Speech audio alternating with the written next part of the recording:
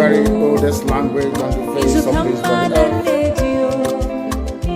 Chico di Cabia Mapuni, Chineke, and son of the Isala, Nina Cosa Hanso, Nana Jama, and Yanage Faros, Oponane, all the and then saw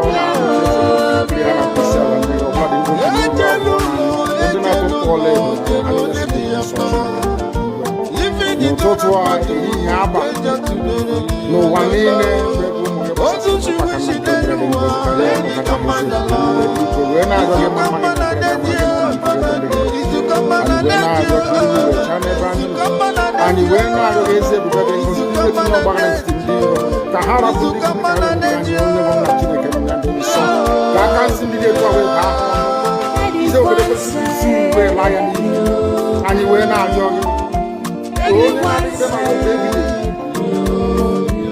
Because you will make a Biafra with your source and we're not going to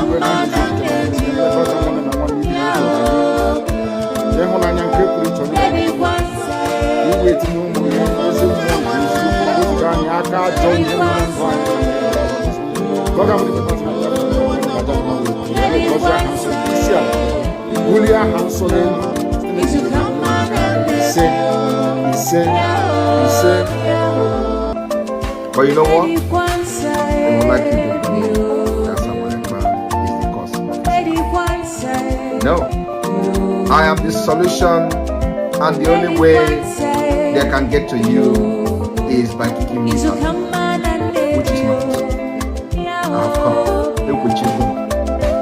After I am done with Nigeria, Biafra will be free and enjoy freedom. Biafra will know the importance of freedom and what happens in 5 years to come. Thank you.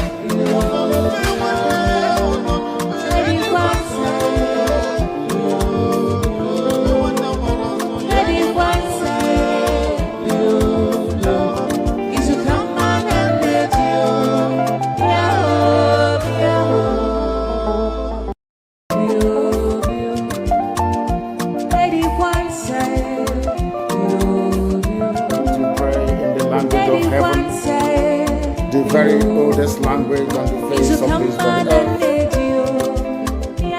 Chico di Cabia Mapuni, Chineke, and son of the Isala, Nina Cosa Hanso, Nana Jama, and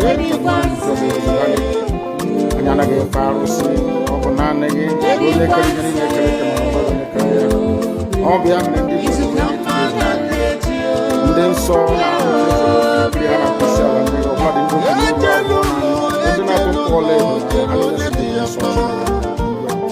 no totua yaba no one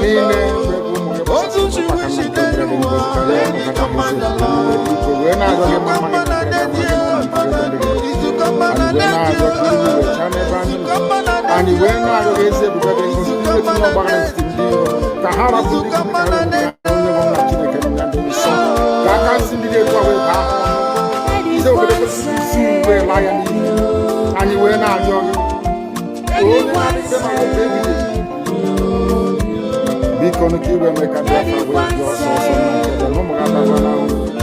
and we're not going to do it.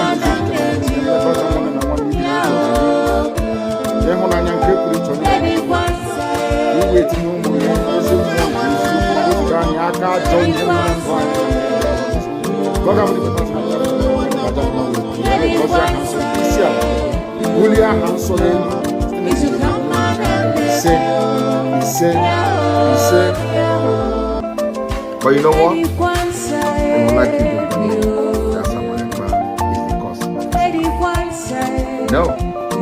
I am the solution, and the only way they can get to you is by kicking me out, which is not. I have come. Look with you. After I am done with Nigeria, Biafra will be free and enjoy freedom. Biafra will know the importance of freedom and what happens in 5 years to come. Thank you.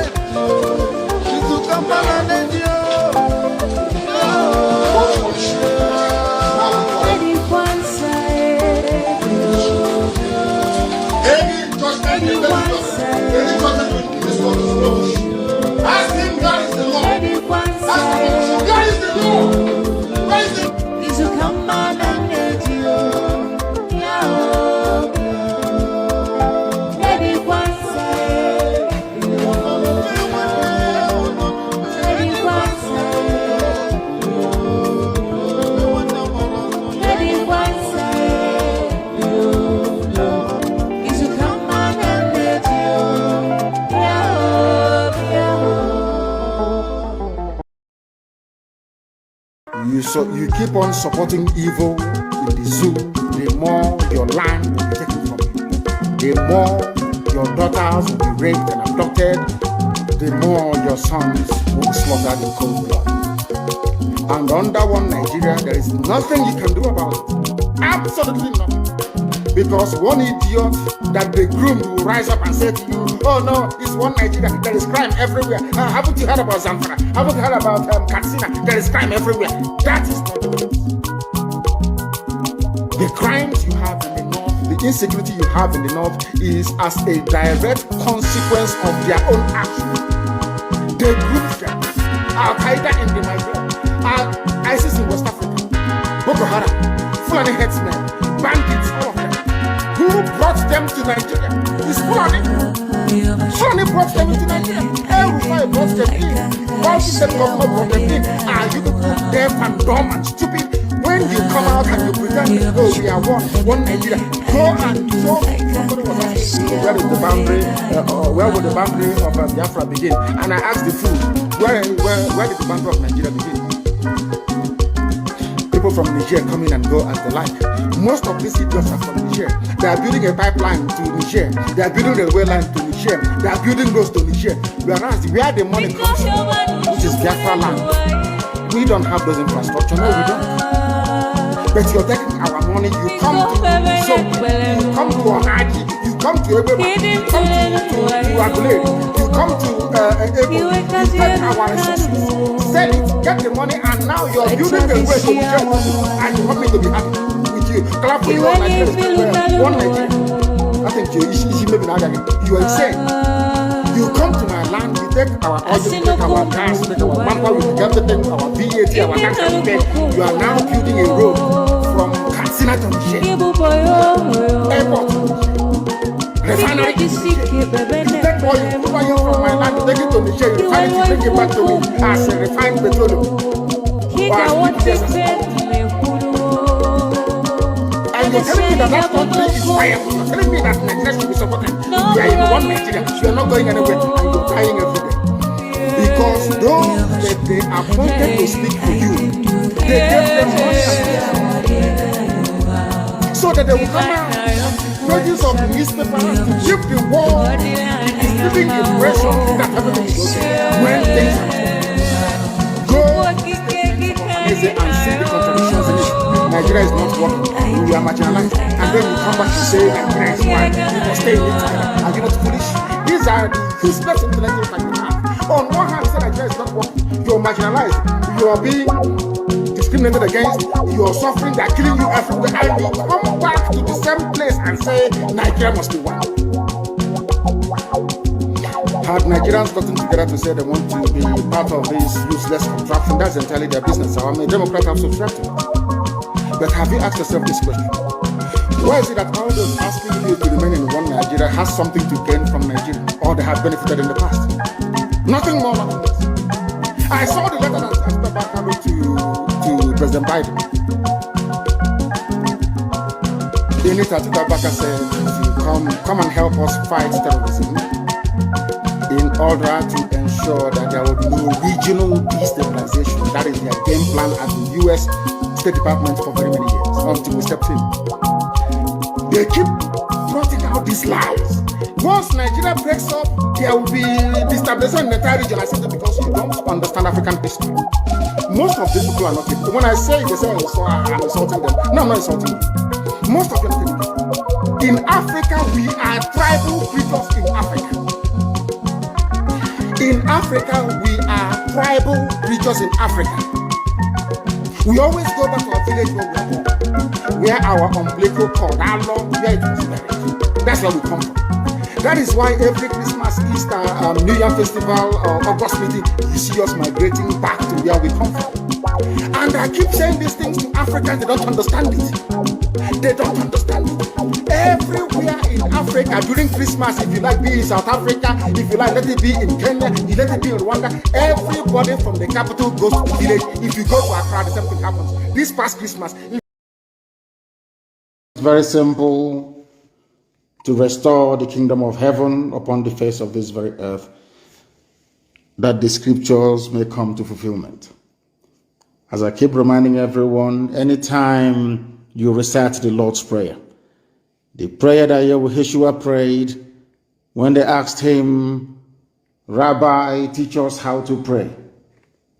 And he said, Our Father who art in heaven, signifying that there is only one God, one Creator, one Alpha and one Omega.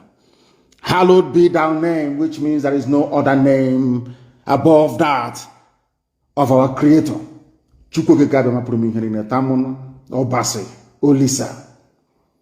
No other name. Because Jesus himself said, Hallowed be thy name. Thy kingdom come on this very earth, which is the kingdom of Biafra that we're fighting for, the kingdom of God upon the face of this earth. Let thy will be done in our lives as it is in heaven. Let that promise that you made to us come to fulfillment in our time. Give us this day our daily bread, and forgive us our sins as we forgive those who sin against us. Of course, as mortals, we must forgive those who sin against us. But the ultimate forgiveness lies in the hands of God Almighty in heaven, whom we are praying to this very evening. Onye nwanyị na Chineke na-adị ngọzi mara mgbe ebighị ebi. Onye ihe niile na-akpọ isi ala enyi, anyanwụ, ọnwa, kpakpando na-erubere gị isi. N'ihi na ọ bụ naanị gị bụ mmalite na ọgwụgwụ, naanị gị bụ ọkaka, naanị gị bụ Chineke nna nke pụrụ ihe nụ na iji eme ọnụ onye anyị ji anya isi. Anyị bụ anụkwa ahụ ezi ebe dị ngọzi, anyị bụ ike ọbụla nna nke ebere. Ọ bụ n'ihi gị ka anyị ji wee je ndị were n'ụbọchị nke taa. Anyị bụ ewere njem nke anyị onwe anyị na-aga wee nyefee gị na ka agbanyeghị ihe ka anyị na-agabiga ụbọchị niile. Agbanyeghị ndị nọ n'ụlọ nga nọ n'ụlọ iko, ndị a na-atụrụ, ndị egburu egbu nna nke igwe, ndị a na-akpagbu ụbọchị niile. Anyị wee na-asị gị eze ebe dị ngọzi, biko lekwakwa nke anyị na-ebe n'ude nke anyị na-asụkwa wee bịa n'iru gị, ka i wee gbaghara anyị mmehie eze ebe dị ngọzi, wee mee ka okwu gị na isi anyị wee bịa na mmezu na ndụ na-abụghị n'ọnwụ. Anyị wee na-arịọ iwe na-agọzi aha nsọ gị, na-asị onye kere ihe niile ekere eke mana onwe onye kere, biko bịa iwe na ọnọdụ n'ime ndụ anyị ụbọchị nke taa. N'ihi na ọ bụ naanị ka anyị na-akpụ isi ala nye, ọ bụ naanị ka anyị na-aja mma wee na-efe aha nsọ ya mgbe niile. Ị gaghị ekwe ka ihere wee mee anyị, n'ihi na onweghị onye ọrụ onye gbapara n'ime gị nna nke ebere dị ngọzi nke ihere na-eme. O mekata ka iwe gharịpụ ndị gị nna nke ebere dị ngọzi. Ọ bụ ịhụnanya gị na ebere gị, amara gị na ọmịiko ka anyị na-arụ n'isi ezinụlọ gị ba IPOB na ụgwọ niile eze ebere ngọzi, ụmụ Biafra ebe ha nọ n'elu ụwa. Ọlụ aka ha, ọkụ ọbụla nke ha manyere aka nna nke ebere, ka ọ bụrụ ngọzi n'elu ngọzi. Tụmadị ndị na-eweta enyemaka ka e were hiwe otu nche na ala nsọ bụ Biafra nna nke ebere dị ngọzi.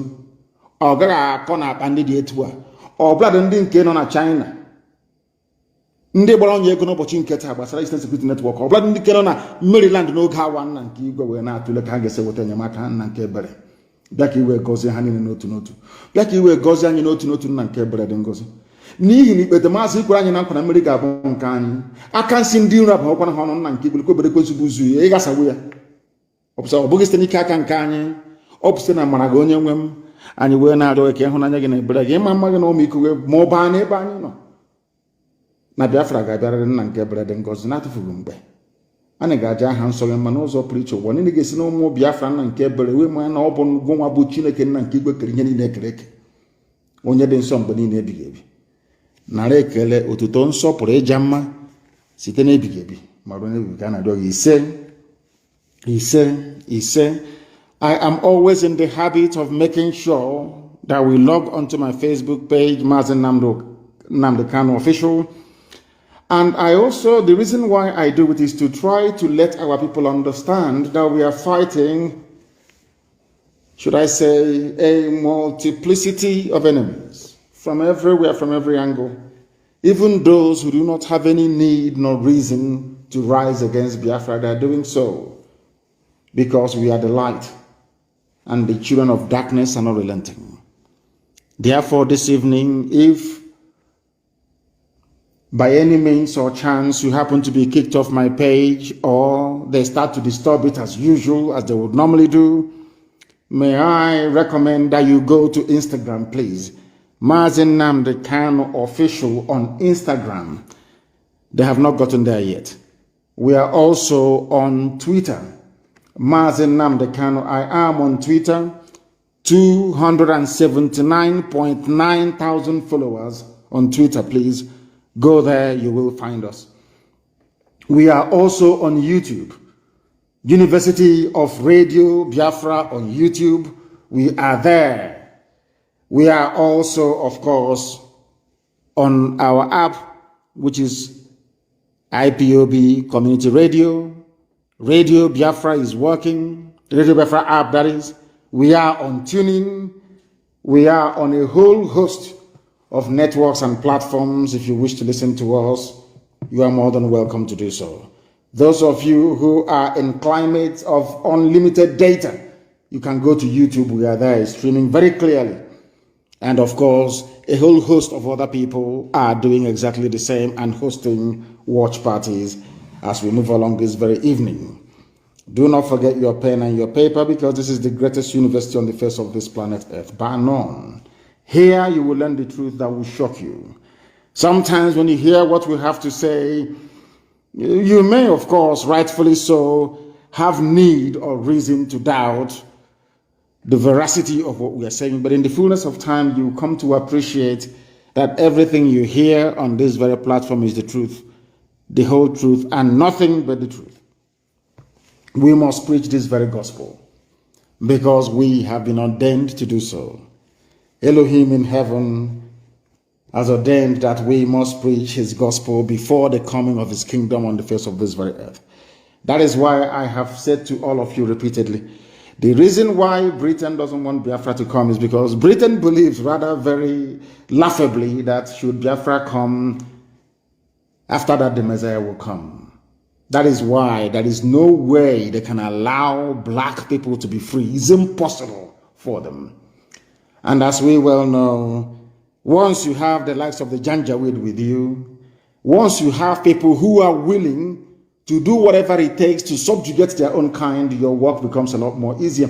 You see, white people don't have to do very much to hold black people down in bondage and in slavery. Not very. All they need to do, they don't need to come to hassle you. They just go to your fellow black people and get them to do the subjugation and the oppression for them, which the Fulani Janjaweed and to an extent your governors are now doing right across the zoo, not just in the east, but everywhere across the zoo, because they see themselves as being privileged enough to lord it over other people who are less fortunate.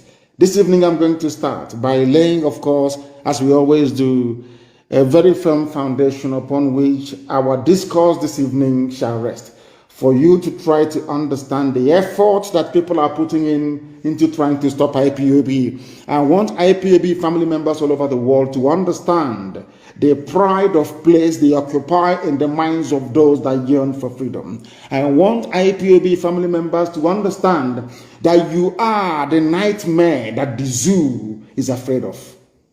And I'll prove it to you now. Only I forget about all these other chaffs and idiots. It's only IPOB that the zoo is afraid of once it comes to Biafra Restoration Project. And I'm going to prove it to you now. I'm going to start by trying to analyze the news that hit the airwaves, or should I say, that was published earlier today by the news agency of Nigeria. Of course, it was syndicated, which means that every news outlet in the zoo is encouraged to carry it. It is from the Minister of Information of the Zoological Republic called Nigeria, that contraption created by a white man, not black people, that racist construct. United Africa Company, from there it went to Royal Niger Company. A limited enterprise designed by the British to serve their interests. But unfortunately and very sadly, we black people have refused to learn and to listen. But this evening I shall remind all of us of our duty and responsibility to one another to try to shed the yoke of neocolonialism wherever we find it. This headline reads, "Don't listen to secessionists, Lai Mohammed tells Nigerians." You must pay particular attention to this.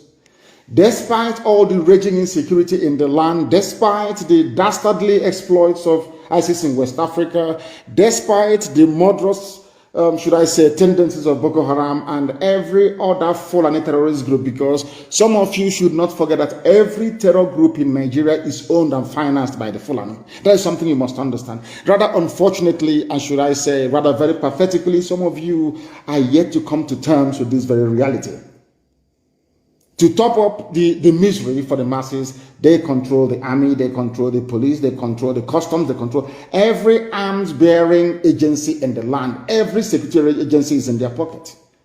And on top of that, you also have the presidency of the zoo that they are now, should I say, have complete and total control over. In other words, you people are living in the era of the Fulani rule. You are living in the era of the caliphate without knowing it.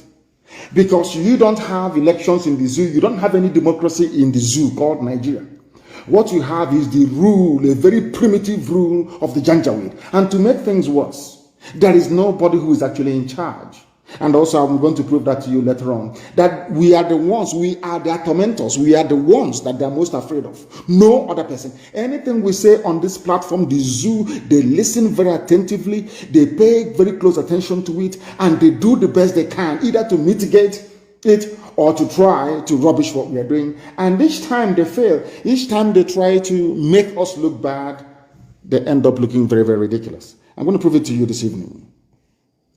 This news broke this evening, was carried by many newspapers around the zoo. If you Google it, you'll be able to see it there. Don't listen to secessionists, Lai Mohammed tells Nigerians. He said, do not listen to people who are agitating for freedom. Now, let us proceed.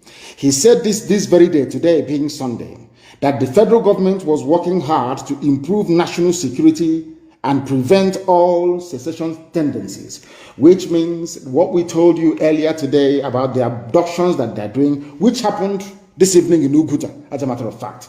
The abductions that they're doing, their concern is not should I say, the Fulani Janjaweed they imported from the Sahel. No, that is not their concern.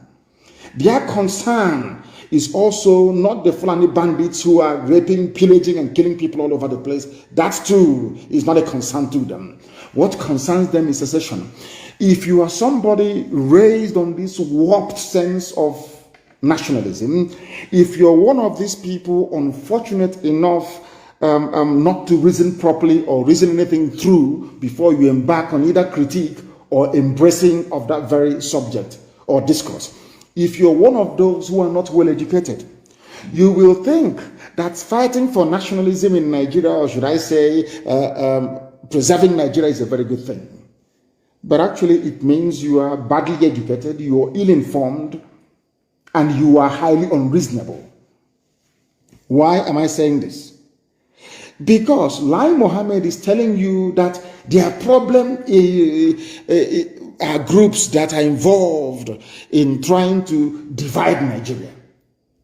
But I want to remind each and every one of you that this same lame, weak argument was espoused by supporters of the British Empire during our colonial days, the time that the zoo was under colonialism.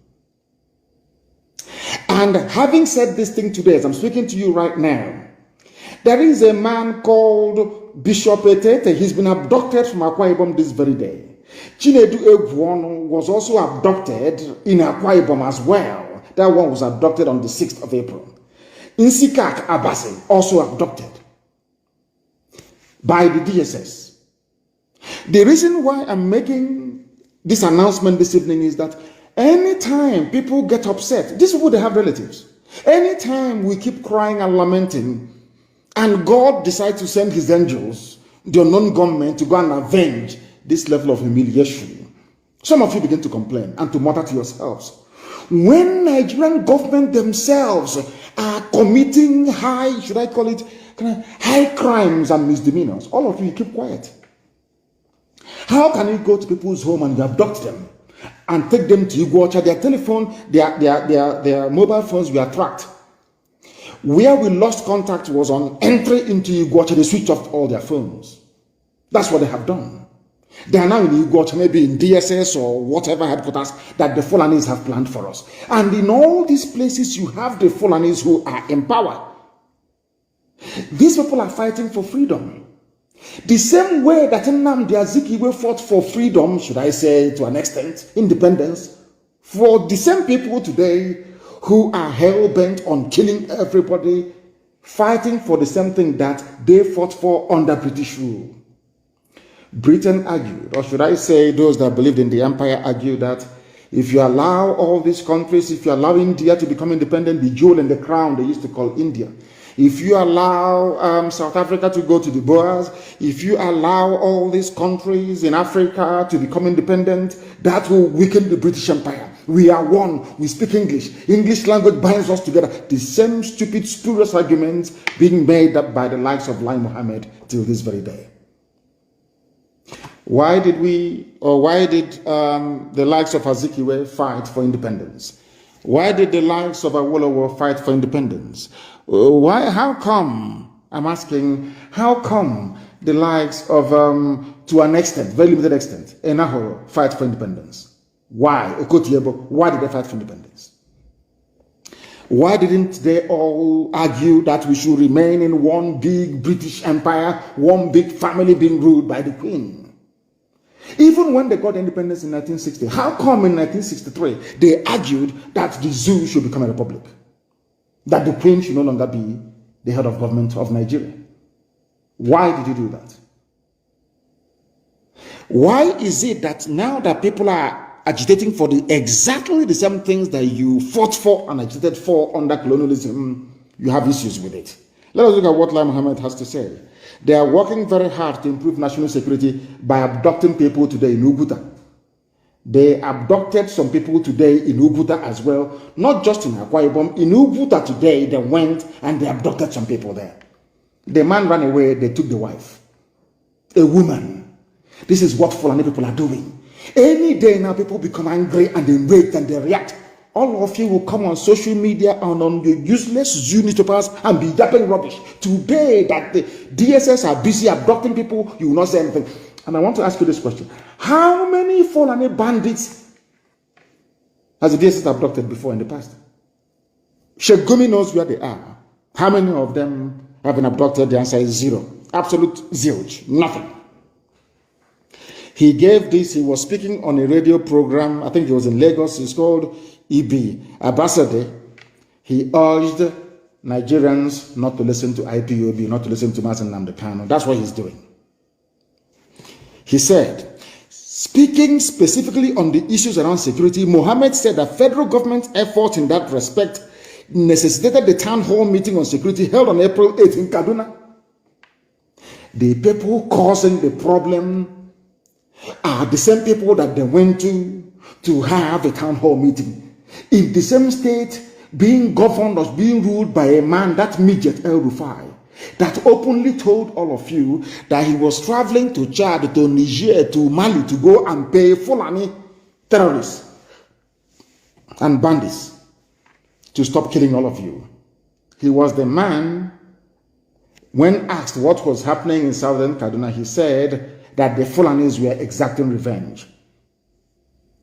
A governor, that was where they held this town hall meeting.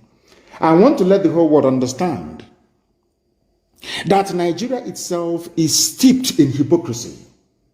That is something, every time I come on air, I keep lamenting about the state or the mental well-being of black people, how we absorb information and how we analyze it. I keep saying this all the time. I don't know if some of you actually sit down to give a deeper reflection on this very issue I harp on about all the time. They held a town hall meeting, not in the south that hasn't been ravaged that much by terrorism, but in Kaduna. The same Kaduna that was the epicenter, the beginning of present-day Fulani banditry started in Kaduna, in southern Kaduna. That's why they held this very meeting. That is to tell you that they have taken over your lives. You people are worthless. And I'm saying this with every sense of clarity and sincerity that people in the southern part of Nigeria, you people are slaves. But the funniest thing is that you don't know that you are slaves. You see, in order to occupy you, in order to make you feel relevant, they keep saying, oh, the presidency will go to the south in 2023, which means forget about every other thing that is happening to you right now. Focus. It's just like promising somebody you're going to heaven. If you go to church and pay tithe, you go to heaven. As if they've had anybody from heaven come back to tell them that, hey, I went to heaven, this is what it looks like. They keep promising you 2023. As you're looking at 2023, your land, your forests, your farmlands are being taken over. They are concentrating power, despite the fact that the Fulanis are in control of every facet of life in the zoo, they're even piling on more power upon the one that they have already. And all you can do is to talk about one Nigeria. The meeting brought stakeholders together to chart a way forward. Let me ask you, were you aware of any meeting being held in Kaduna that was held in Kaduna on the 8th of April?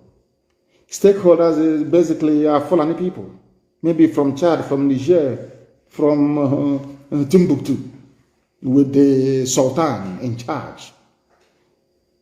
They said that they setting benchmarks for enhanced security and national unity in Nigeria. Unity by force. Unity, the same way that Britain tried to hold their empire by force, crush, imprison, kill, jail. It didn't work. It has never worked anywhere in history. And Nigeria is not going to be an exception. It will never, ever work. They said that their deliberations, or should I say, their conclusions, were presented to the Federal Executive Council and state governors on Wednesday and Thursday of this week gone, respectively.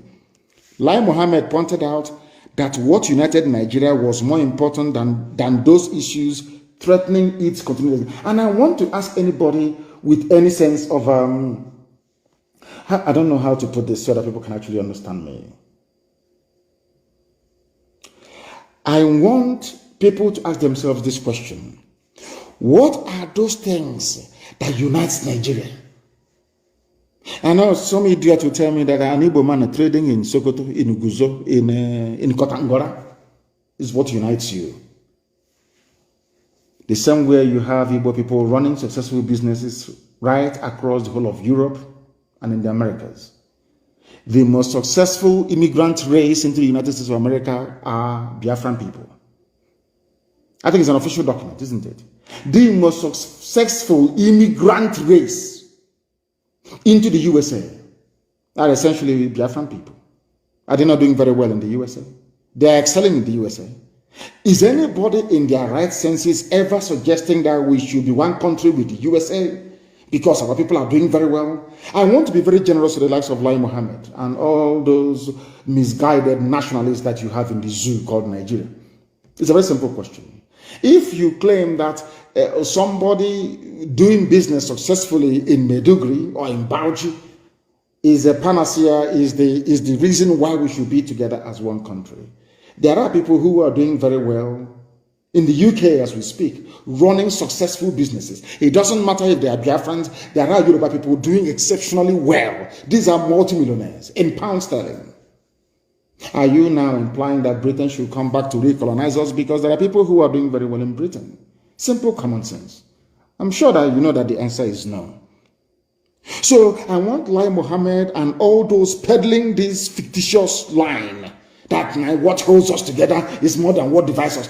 What is holding us together now is Fulani laziness and Fulani greed. Their lecherous behavior, blood-sucking demonic behavior.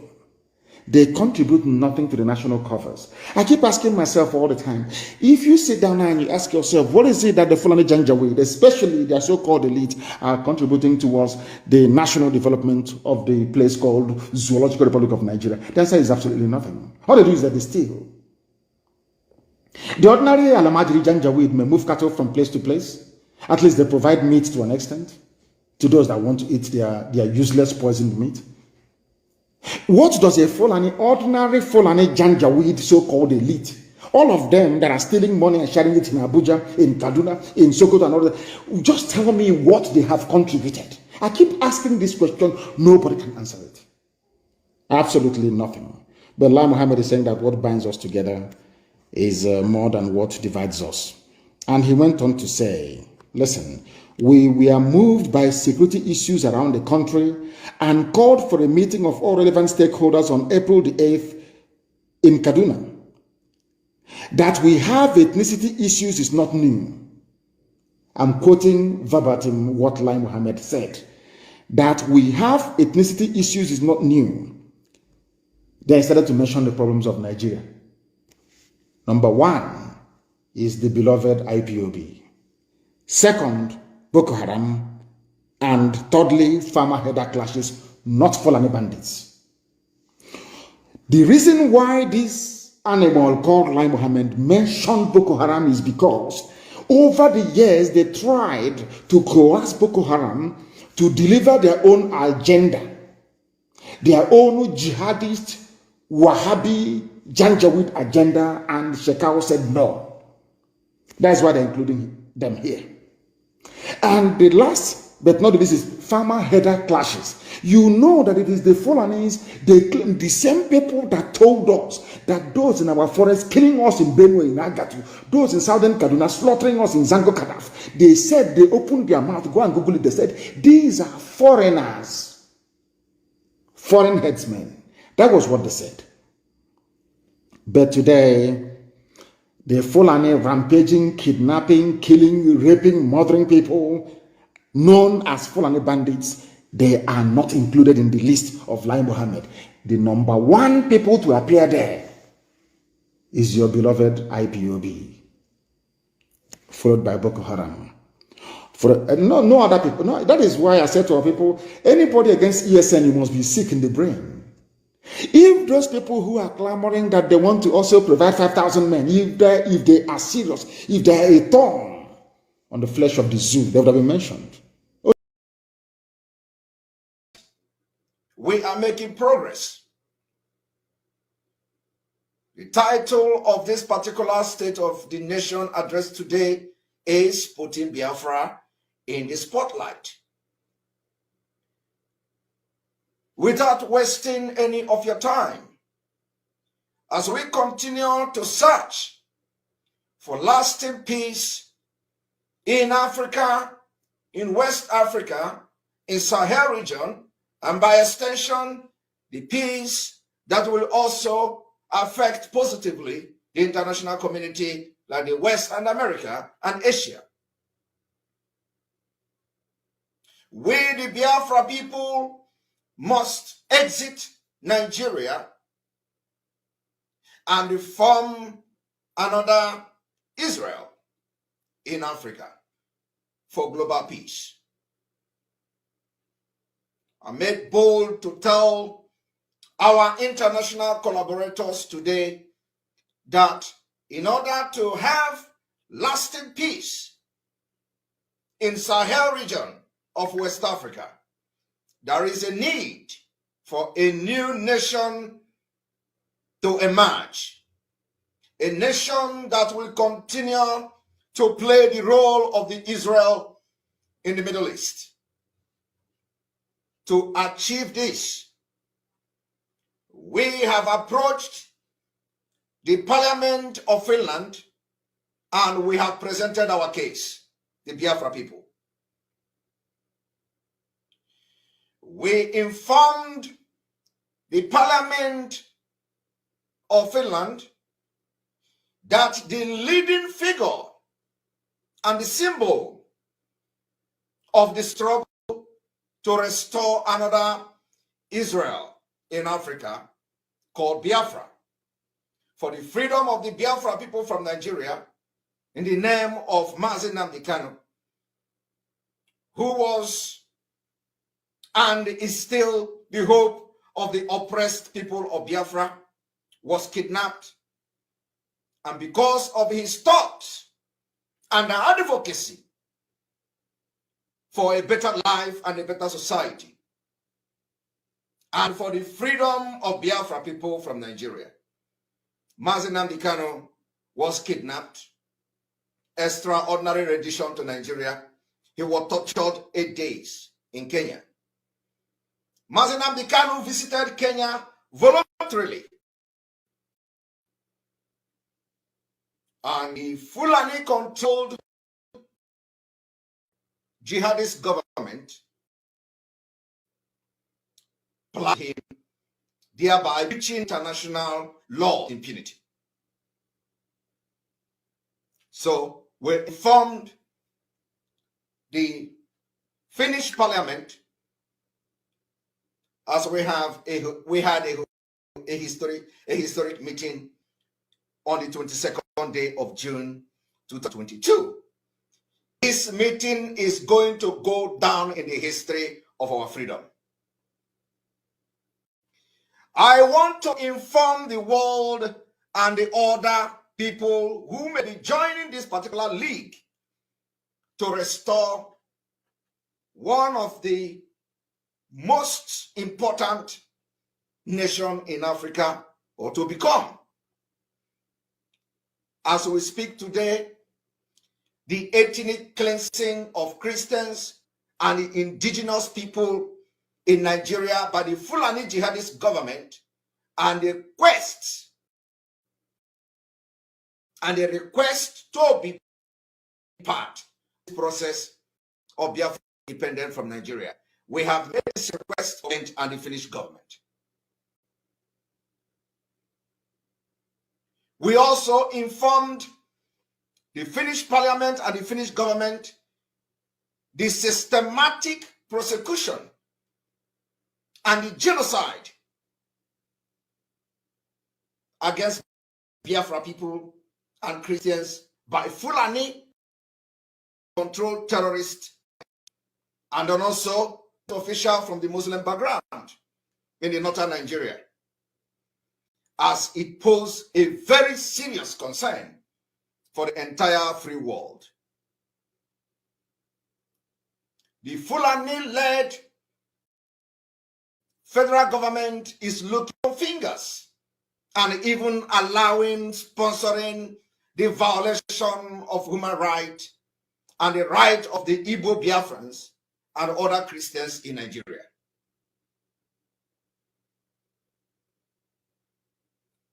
We also informed them that at no point in time has Nigeria experienced peace in a united so-called Nigeria and built a common future. There has never been any time such thing existed in Nigeria. It has become imperative that this particular message and awareness is being taken among the Committee of Nations. The so-called Nigeria has been a failed attempt from the beginning. We also informed what I would say has become our international collaborators in politics and crime across the country called Nigeria has only worsened over decades. The people of Biafra want to renounce this particular establish and then also establish a free democracy with freedom of enterprise, religious tolerance for all, and a directly elected parliament of an independent judiciary, conscript army, and a system that respect and observance of human rights. We made our presentation to the authorities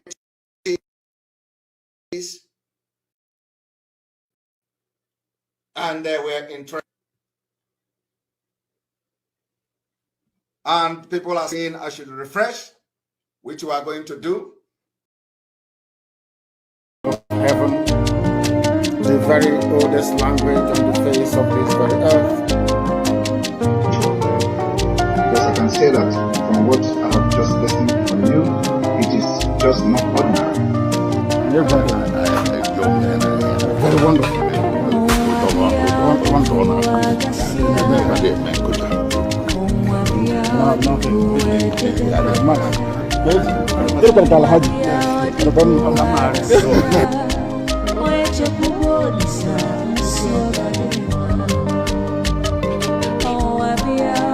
When my lawyers came to see me, I had a discussion with them about how I'm going to defend myself. I told them that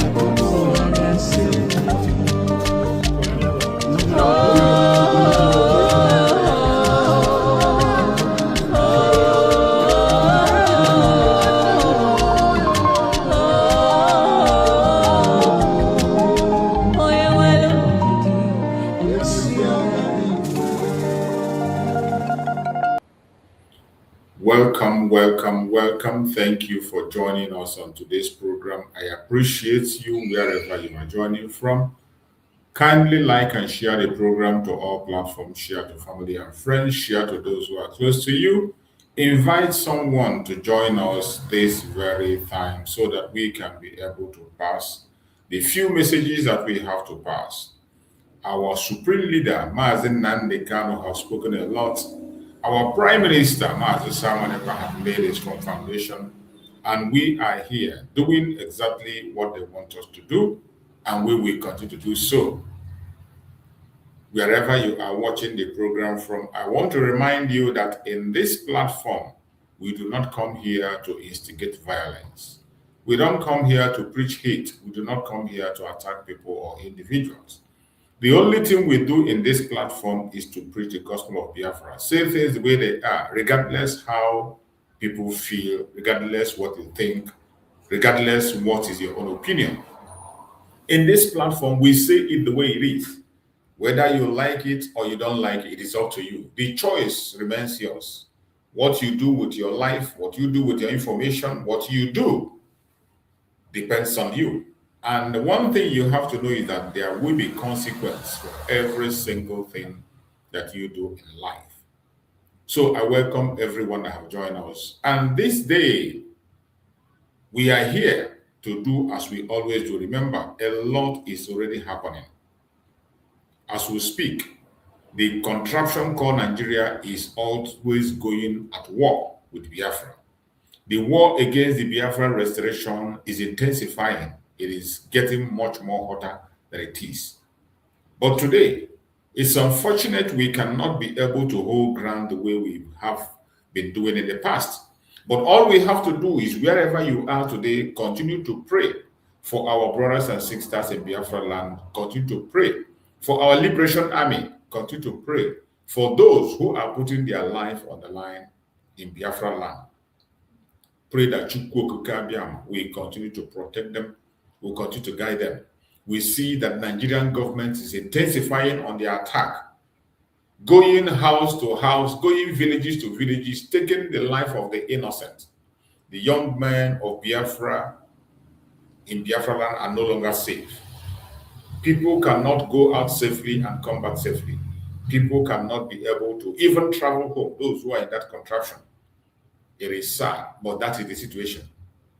There is nothing we can do. That continue to call on the international community, speak and speak so that they will hear us, and also continue to create awareness among our brothers and sisters who are in Biafra land to stay clear.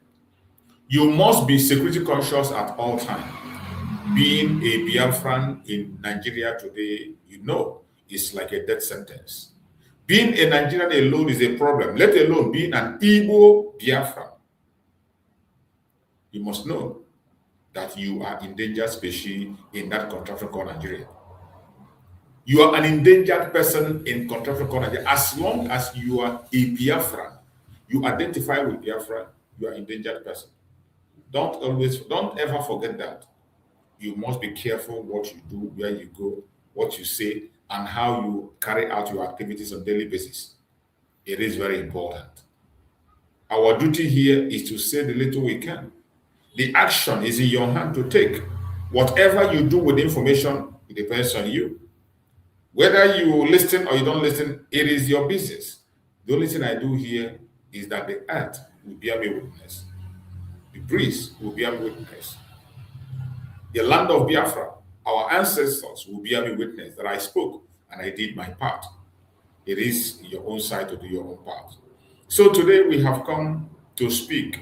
And what we are speaking about today says, the topic, the final key to Biafra freedom.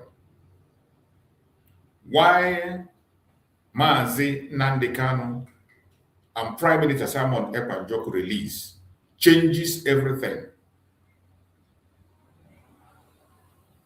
The final key to Biafra freedom. You can continue to make yourself happy.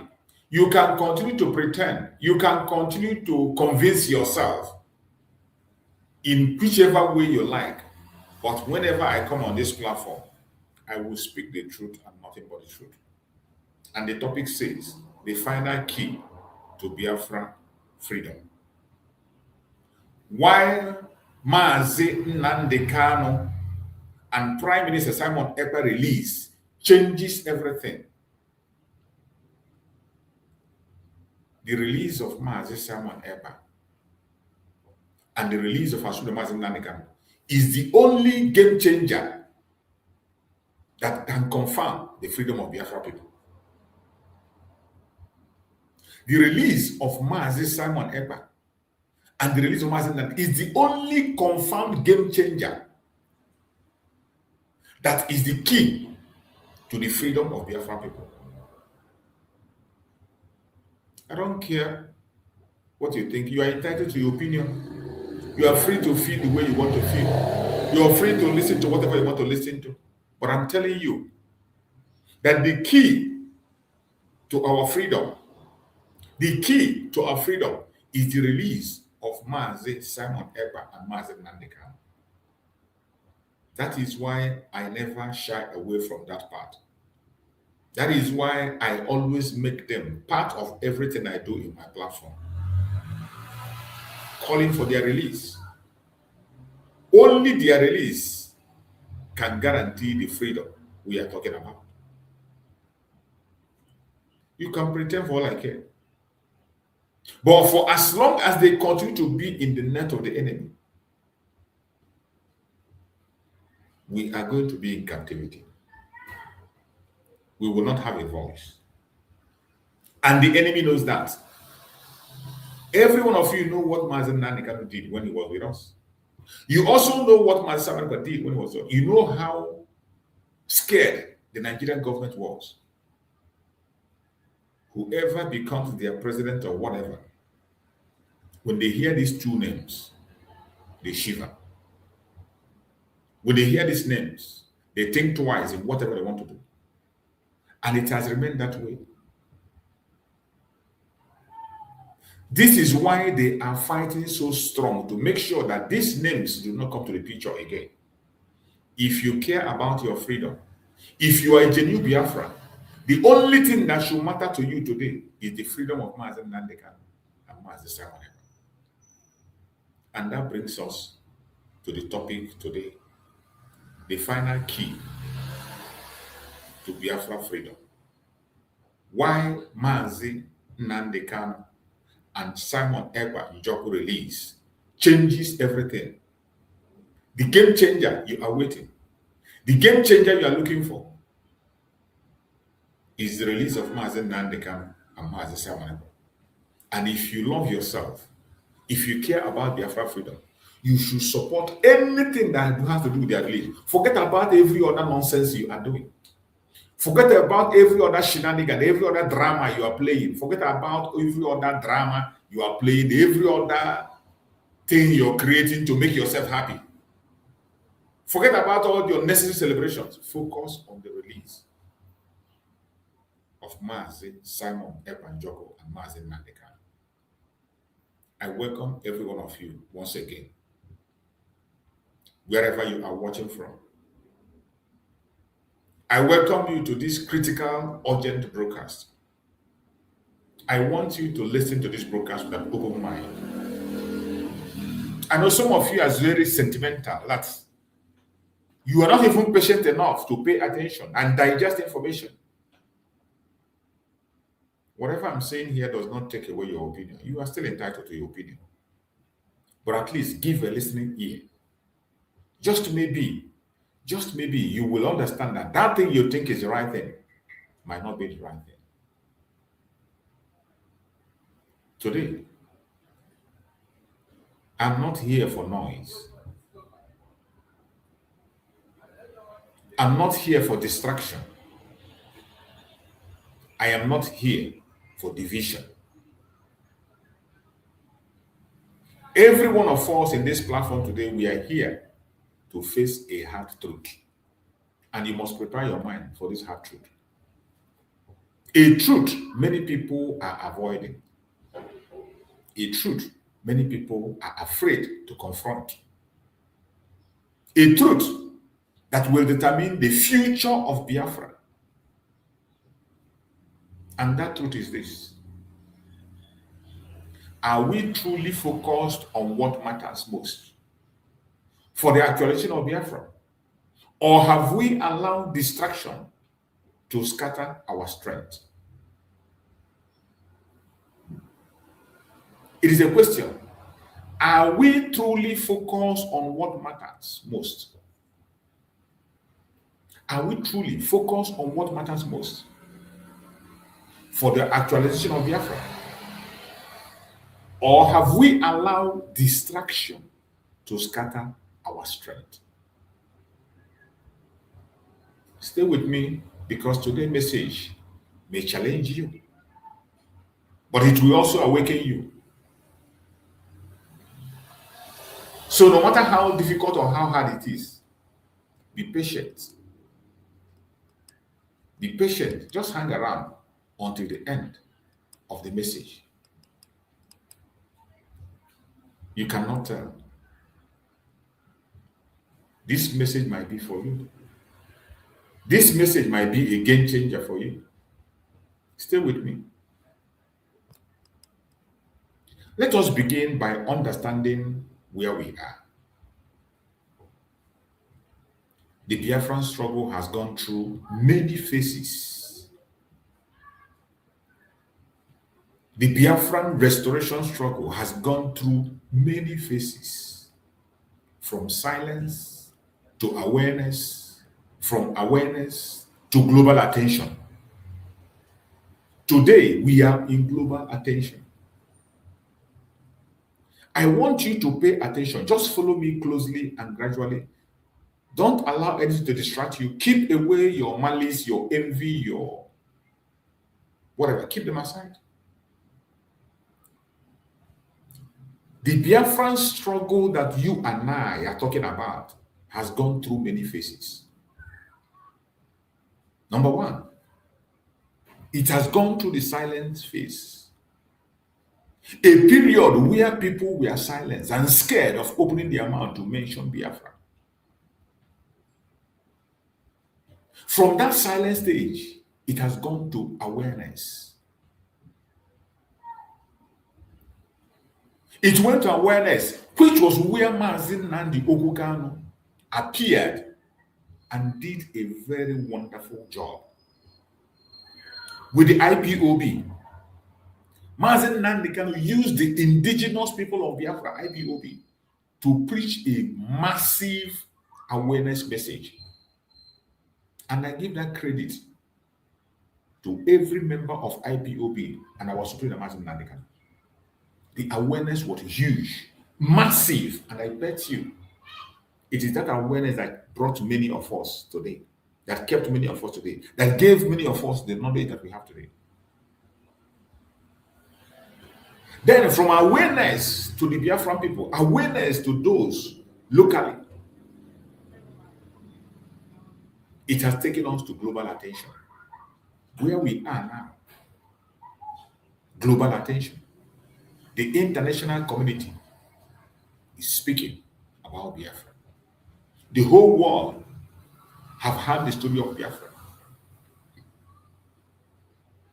All we are waiting for is the right step to be taken. But now, we are at a very sensitive stage.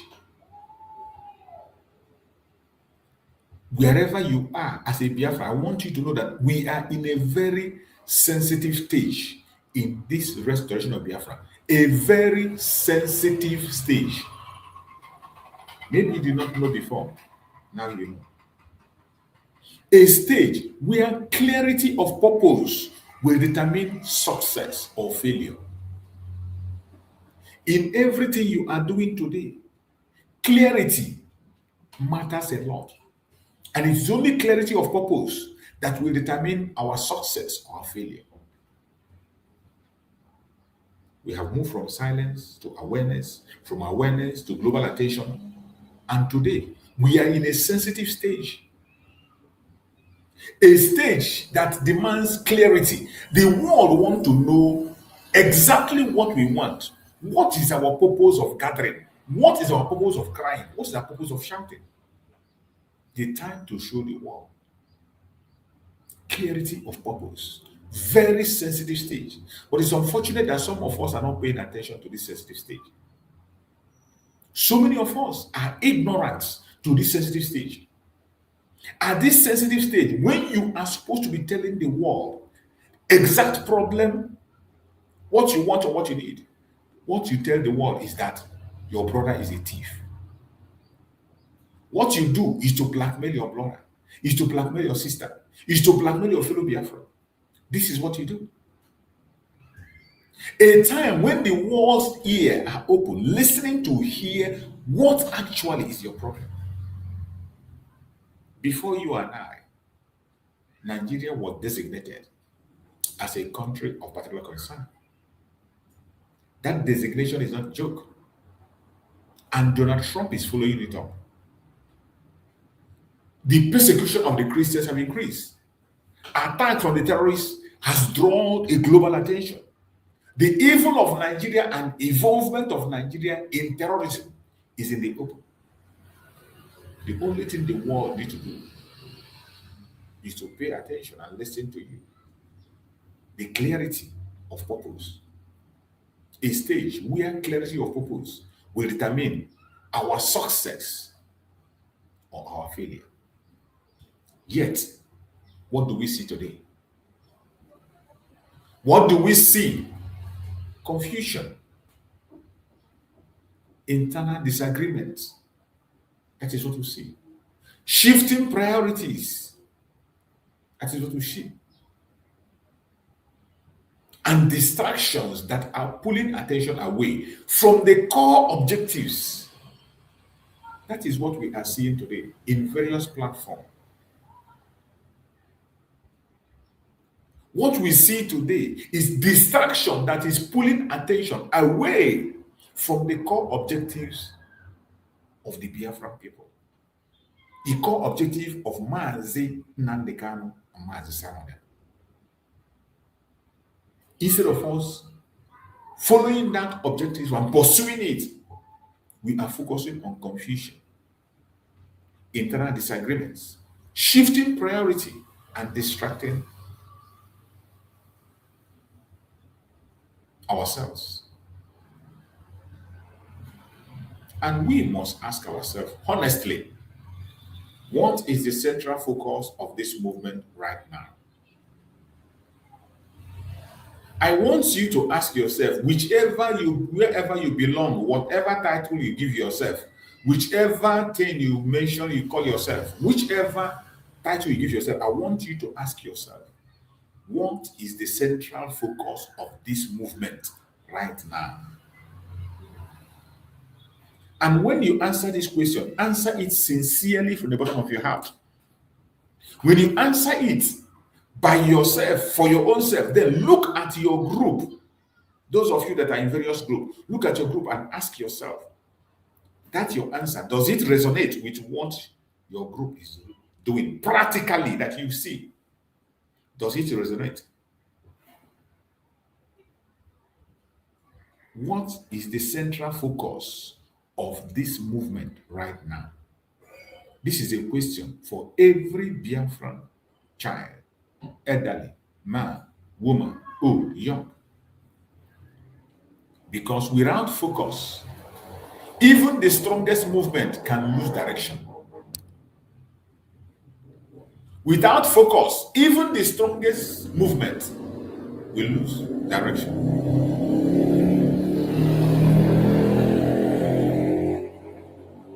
Let's talk about leadership. Every movement in history, every successful struggle has always had symbolic figure that represents the voice, the direction, and the identity of that struggle. Every movement in history, every successful struggle has always had symbolic figures that represent the voice, that represent the directions, that represent the identity of that struggle. In the case of Biafra,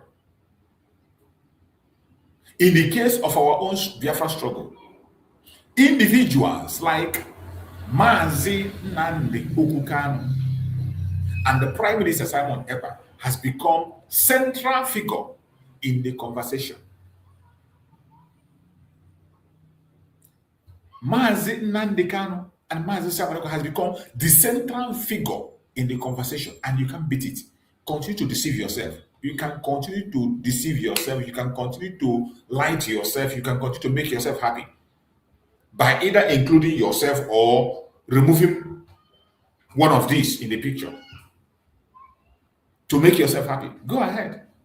You are free. But I tell you, in the case of Biafra struggle today, Mazi Nnamdi Kanu and Mazi Samuel has become the central figure in every conversation of Biafra. And if ever Biafra is recognized, it is based on these people. It is based on these people, what they have done and what they have put on the ground, and the effort they have made.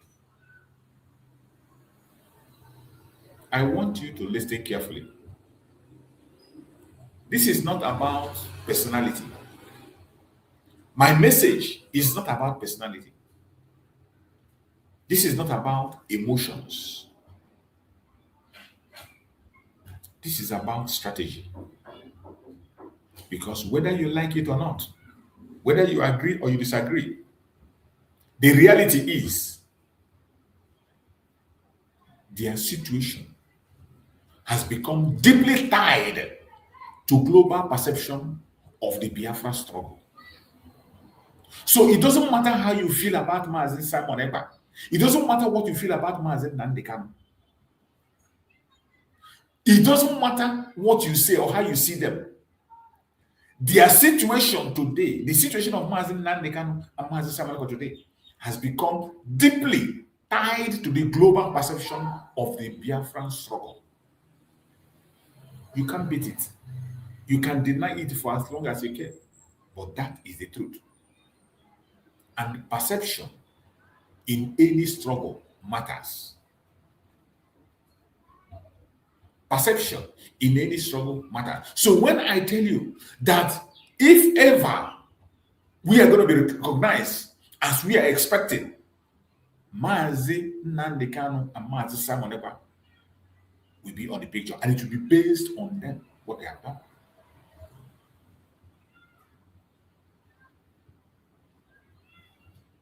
This is why I advocate for their freedom, because I know their release is going to boost the actualization and recognition of Biafra. This is why their release should be a strategic focus for every single Biafran. The release of Mazi Simon Ekpa, the release of Mazi Nnamdi Kanu should be a strategic focus for every single one of us, if sincerely we truly want Biafra. Whichever group you belong, whichever cabal you are forming, whatever you're messaging, you must understand that the release of our leaders, Mazi Nnamdi Kanu and Mazi Simon Ekpa, is strategic to the actualization of Biafra and should be our strategic focus. Let us go deeper.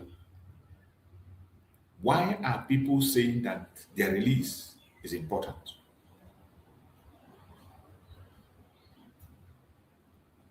When we say the release of Mazi Nnamdi Kanu and Mazi Simon Ekpa is important, and people are saying, many people are saying it, why are people saying that their release is important? Is it just sentiment? Do you think it is just sentiment? Or you think it is just loyalty? Is that what you think? I am asking you. When people are saying that the release of Mazi Nnamdi Kanu and Mazi Simon Ekpa is key and they are advocating for that, do you think that that is just sentiment? Or that is just loyalty to the leaders? The answer is no. It is not sentiment. Neither is it loyalty. But there are strategic reasons. There are strategic reasons. One of those strategic reasons is one, symbol of justice. Symbol of justice, number one.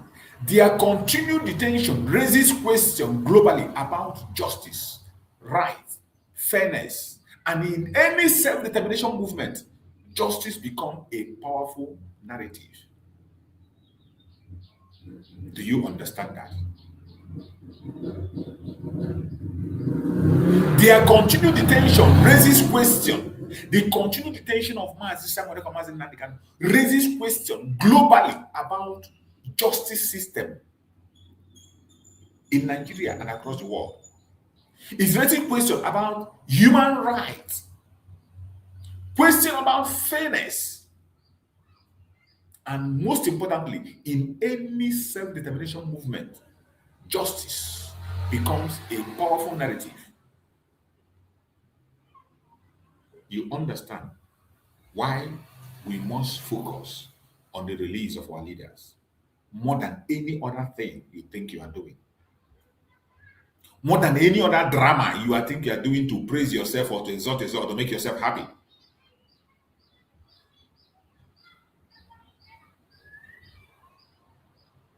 Another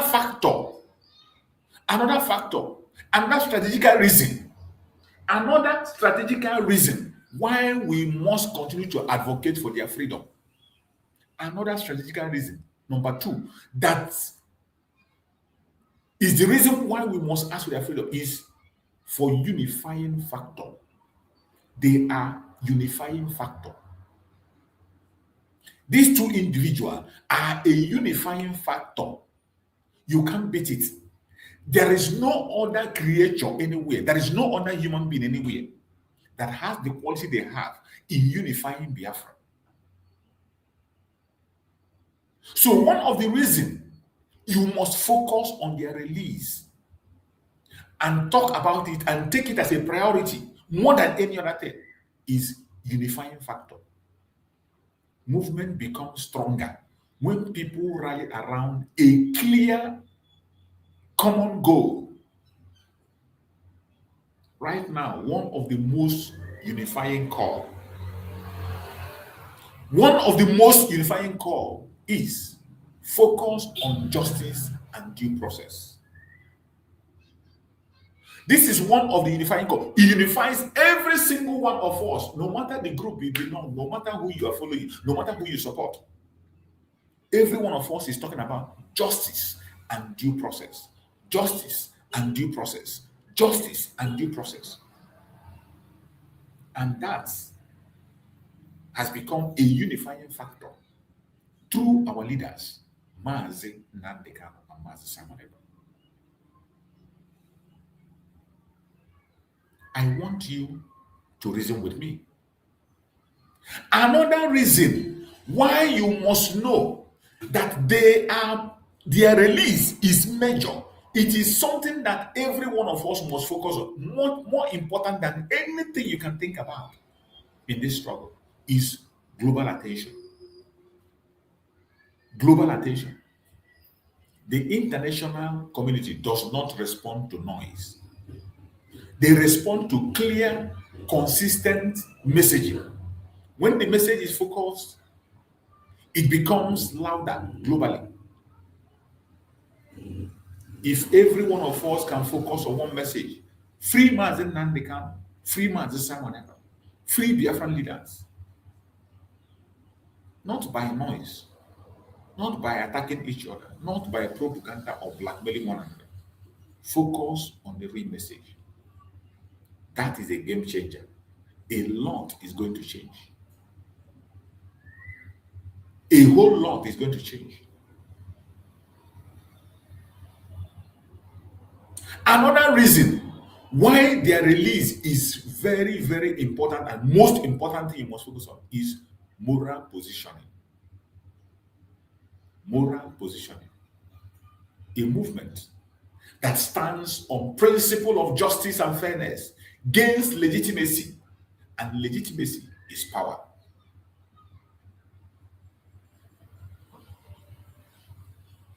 The release of Mazi Nnamdi Kanu and Mazi Simon Ekpa, the call for their release, gives us moral positioning. It positions us morally to make our demands, to make our requests, to do whatever we are doing.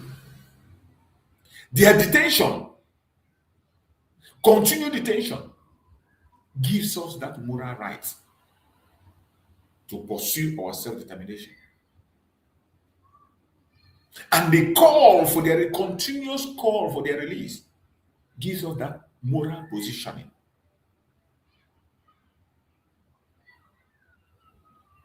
So when I tell you that there is nothing much more important today than focusing on the release of our leaders, don't take it for a joke. You can continue to entertain yourself, make yourself happy in one way or the other. Feel free. It is your right. Now, let me say something very important. One of the biggest threats to any movement is not always external opposition. Sometimes it is internal distraction, just like we are having today in this struggle. The greatest threat we have today is internal distractions. Everywhere you turn, even in the meetings, in your platform, everywhere you see internal distractions. When people begin to fight each other, when energy is spent on irrelevant arguments, when focus is scattered, the mission suffers. And that is why the Biafra agitation today is suffering. Go and look the other group that called themselves DOS. They are busy today fighting Nnamdi Kanu. They are busy blackmailing Nnamdi Kanu. They are busy destroying the reputation of Nnamdi Kanu. Sometimes when you listen to what they are saying in their program, you become ashamed of yourself as a Biafran. Unbelievable. They speak unbelievable things from their mouth. It is sad. The internal distraction we're having today is, I don't know how to talk about it. When people begin to fight each other, when energy is spent on irrelevant arguments, when focus is scattered, the mission suffers. And this is what is happening today in Biafran struggle. And I bet you, the restoration of Biafra is suffering. It is suffering. And when the mission suffers, time is lost. Opportunities are lost. Momentum is lost. I want you to take every single word I'm saying and put it in place and see it alive in this struggle. Every single thing I'm mentioning here, put it in this struggle, you will see it alive. As the mission of Biafra is suffering, you see us losing time. We are losing a hell of time. You can imagine where we would have been today if Mazi Simon Ekpa was to be around. You can imagine where we'll be today if Mazi Nnamdi Kanu was to be outside. If Mazi Nnamdi Kanu was not detained in 2001, you can imagine where we would have been today. If Mazi Simon was not detained in 2024, you can imagine where we would have been today. Time is lost. Opportunities are lost. Look at a great opportunity that presented itself at this time. Opportunity that Mazi Nnamdi Kanu was giving for Mazi Simon was giving when he was outside. Today, Nigeria has been designated country of particular concern. The United States have moved in and come on the ground. The United States have sent delegates to come and find out, and they did their find and they saw. So it is no longer a story. A great opportunity that we would have capitalized on to do what we have to do. But what do you see? Many of us are busy gossiping, fighting for positions, fighting for exaltation, seeking for personal exaltations, and they forgot the real deal. Today you can see the Biafran struggle is losing momentum. Biafra restoration is losing momentum. You can continue to deceive yourself. But I'm not here to deceive anybody. I say the truth the way it is, even though it is painful and sad. I say it. Biafra struggle have lost momentum. We have lost people. Many people are no longer interested. They don't want to listen. Many people don't want to talk about Biafra anymore. Many people have gone back to the zoo and resigned to their fate. momentum is lost. So the question is, are we strengthening the struggle or weakening it through distraction? Ask yourself. Are we strengthening the struggle or weakening it through distraction? It's a $1 million question that you need to ask and answer it genuinely. History has shown us something very powerful. Movements that succeed are not the loudest. They are the most focused. The most focused movements are the ones that succeed. Focus in message, focus in strategy, focus in direction. As an individual, are you focused? So what does focus mean in this context? It means knowing what matters most right now. Focus means knowing what matters most right now as we speak. Do you know what matters most? How many of you are focusing on what matters most? What matters most today is the release of Nnamdi Kanu and nothing else. Maybe you don't know. What matters most today is the release of Nnamdi Kanu and Without this, you cannot move an inch. There is nothing you will achieve. Nothing. Absolutely nothing. Channeling your energy to their release is actually igniting the fire of Biafra.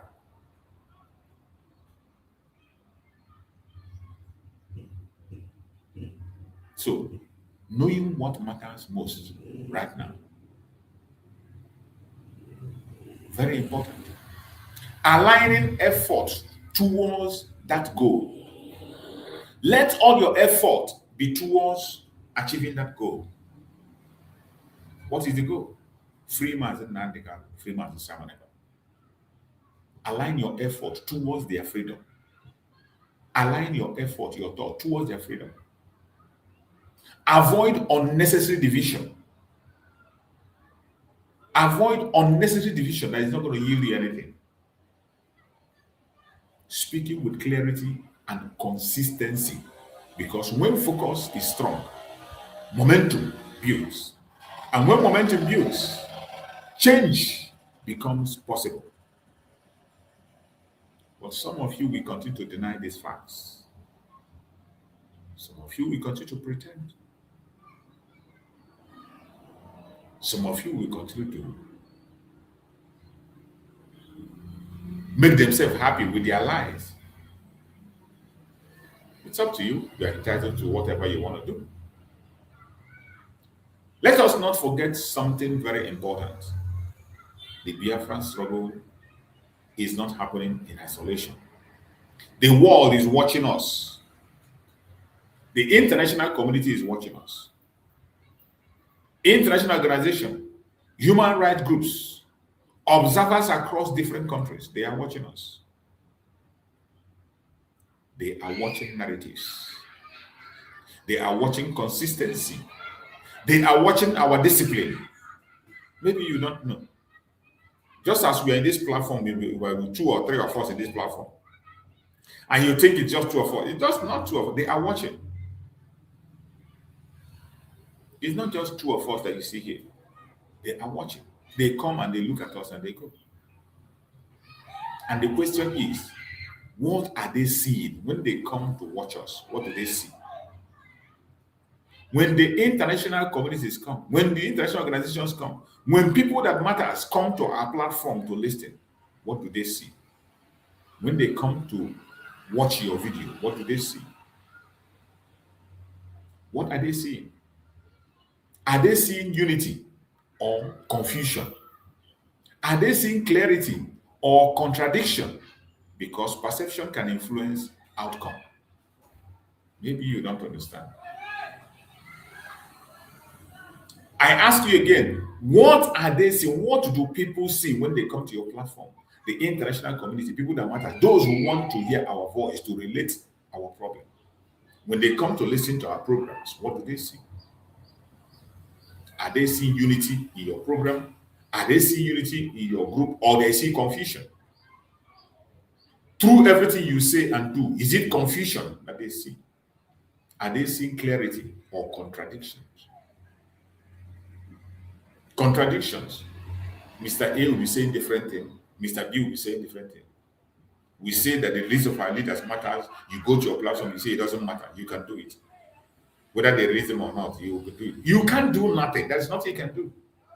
There is nothing you can do. Take it to heaven. There is nothing you can do. And it is based on fact that I'm speaking. I'm not speaking based on facts. You can't do anything. The best thing for us to do is to pursue their freedom. Free man said Nnamdi Kanu. Free man said Samuel. People have been tested and trusted, and they did something and we saw it.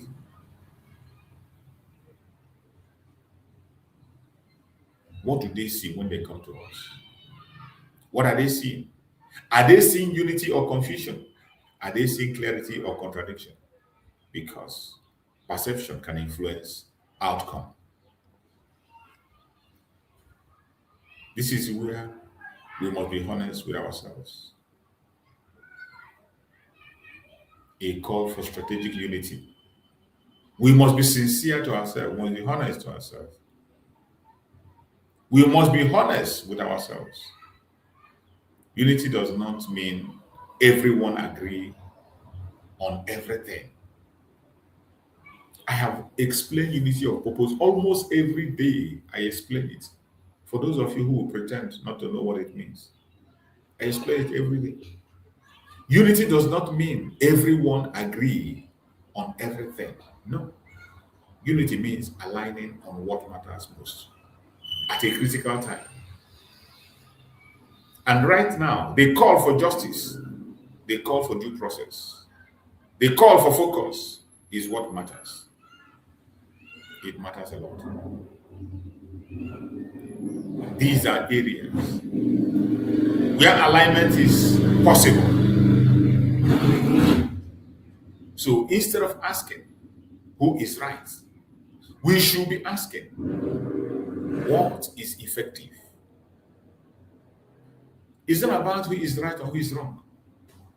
The question should be, what is effective? What effective step are we going to take? Among all the things you are seeing and people are doing, which one is more effective? That should be the question. Wherever you are, under whichever umbrella you are operating, I urge you, in the name of Chukwu Kabiam, to be very careful and have a rethink before you do anything.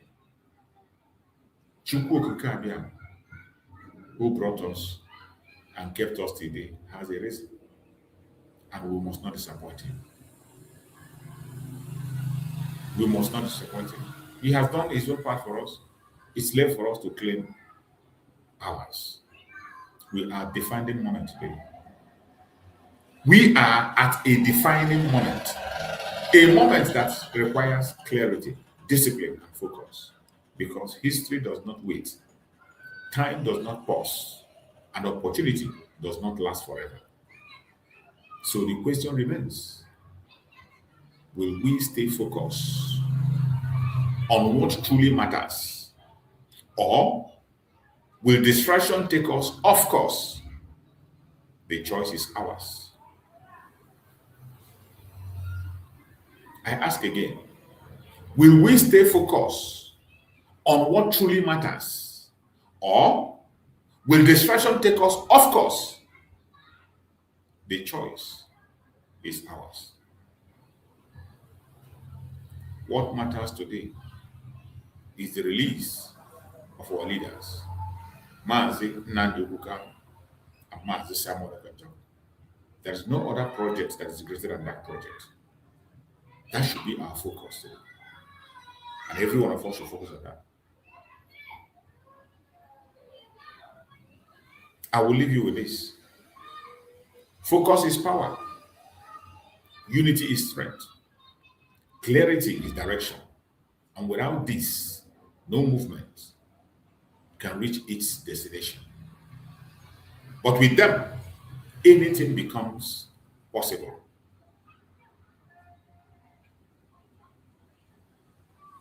If you have listened to this message sincerely, you must have learned something from it. Don't keep it to yourself. Share this message. Discuss it. Like it. Get other people involved. It is very important so that we can get to the source we need to get. So, my fellow Biafrans, I appreciate every one of you that is still standing up to this minute. I appreciate everyone that can still give ear, at least to listen. I appreciate every one of you. And I pray that Chukwu will fight our battle, protect us, and guide our leaders. And before we go, I would like to go back into the message of our school Nnamdi Kanu for us to listen to this message. Before we go to that message, let us take this intro once again, and then we listen to the message of our school before we round up on the program. Very important.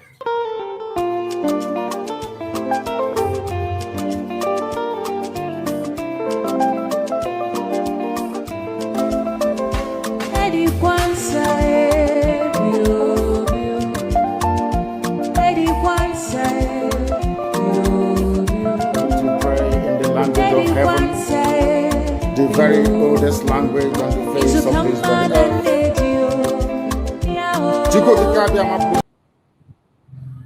The very oldest language on the face of this very earth. Because I can say that from what I have just listened from you, it is just not ordinary. Very wonderful.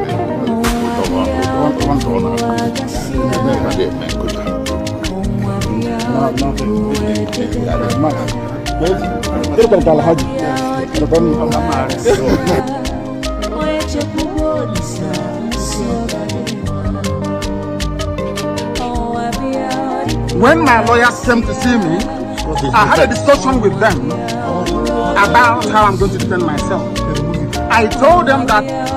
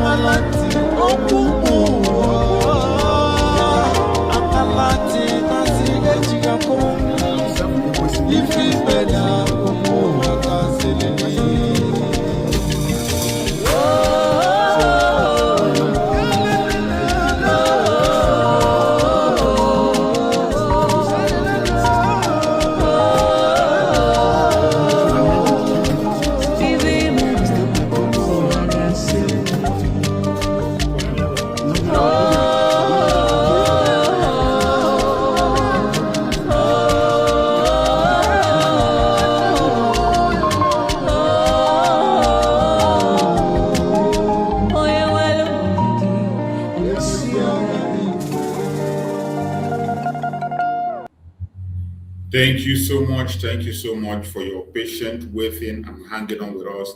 My brother Kochux, I appreciate you. Thank you so much, my brother Kochux, for your support also. I appreciate you.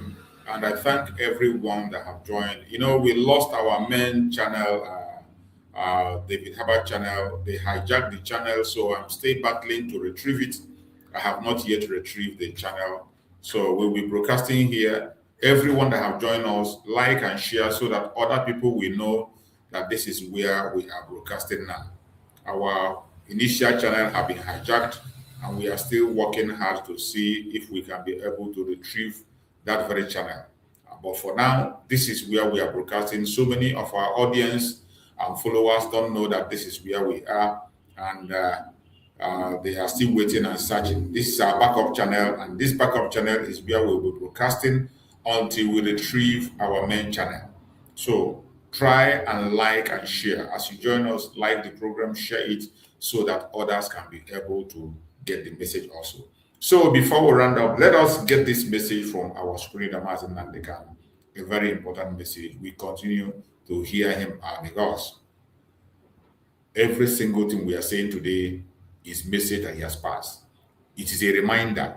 Some of us has forgotten where we are coming from. That is why I go back to bring those messages so that we can remember where we are coming from and know that we are not forgetting. There is nothing new we are saying. There is nothing new. Some of the questions we are asking today has already been answered. But because we are not capturing this information, we forget it. So let's pay attention and hear what Nnamdi Kanu has to say. Let's talk about IPOB. Is here. These are the words of Lai Mohammed. That we have ethnicity issues is not new. IPOB, Boko Haram, and farmer header clashes are not new. All we must do is to look for a way forward. What is that way forward? By Fulanizing everybody. By Fulanizing everybody. These are the things that some of you must understand. And what they intend to do, as they have done in the past few hours, is to unleash their so-called DSS that can never catch Boko Haram. DSS can never catch ISIS in West African province, which is ISWAP. But DSS can never ever catch Fulani bandits. The only people they catch, you'll be in your house sleeping at night. They will storm your place with their darkened hillocks and they're doing cowboy, abducting innocent people who are not armed. You must understand this very carefully what they are doing. That is Nigeria for you. And they claim that they're doing their job. Because we are the people threatening the complete Fulani takeover of the whole of Nigeria. Only IPOB. I'm sorry to say. That is why we are being mentioned. You know what Lai Mohammed said? He said, we are aware of them, which means they're aware of IPOB. The government is working. Secession is not the way out of our challenges. You don't cure a headache by beheading the patient. The things that unite us in Nigeria are more than what separates us, he said. The minister said that the stakeholders at the town hall meeting in Kaduna came up with some recommendations to further secure and unite the country towards progress. Always unite, unity. Nobody talks about your well-being. Nobody is concerned that Yoruba people are refugees in Benin Republic. Nobody is concerned about what DSS is doing. Nobody is concerned about what goes on at army checkpoints now in Biafra land where people are being slaughtered. Nobody is concerned that the whole of Bende, right now as I speak, is full of Fulani jihadists with their cattle. Your well-being. Let us not even talk about employment or good roads or good schools or hospitals. That one can never come. We are talking about your own survival as a human being. And do you know why Lai Mohammed was chosen to say all of these things? Now listen to why he's doing it. Lai Mohammed is a Yoruba man, apparently, from Kwara State. But he is a Fulanized Yoruba man. He's a Muslim. The same as Tinubu. Because when they pray, those of them who are learned, they pray in Arabic. When they read their Quran is written in Arabic. You cannot read the Quran in English. It has to be in Arabic. Pay very close attention to what I have to say. In other words, the Fulanization agenda of the caliphate is nothing new to him. Because that Fulanization agenda means the recitation of Quran in Arabic for everybody. It means looking towards Saudi Arabia. for all that you are as a human being. These are the things you must bear in mind. So to Lai Mohammed and other Kwara Yoruba, should I call them Muslims, is nothing new. For all they care, the supreme leader of all Muslims in Nigeria is the Sultan of Sokoto. It can never be a Yoruba man. Understand this very carefully. The Sultan of Sokoto, the leader of Muslims in Nigeria forever and ever, as long as the zoo stays together as one entity, which it cannot stay, of course. We'll make sure of that. It's going to always be the Sultan of Sokoto. There is no way in this life that the Sultan of Sokoto can ever be a Yoruba man. In other words, every Yoruba person, including Lai Mohammed, including Tinubu, every Yoruba person, especially a Muslim that subscribes to one Nigeria, they are saying that in perpetuity, the Fulani will lord it over us. Some people may try to draw the analogy with Christianity and say, how about the Pope? There's never been an African Pope, but of course, at least it is subject to a vote. One day, who knows, a black Pope may emerge. It has nothing to do with us. The same thing that I have against some of them of the English persuasion when it comes to Christian worship, Anglican Church. There is no way in this life the Archbishop of Canterbury, appointed by the Queen of England, can ever be a black person. It's not possible. It's not possible. It can never be done. The same way there is no way in this world that the Sultan of Sokoto, the supreme leader of Muslims in Nigeria, will ever be a Yoruba man. So every Yoruba person canvassing or campaigning for one Nigeria, you are saying that you have double yoke. Obasanjo emerged, the Yoruba man, as the head of state of Nigeria because the Fulani said so. He came back again and became civilian head of state because the Fulani said so. Shonekon emerged because the Fulani said so.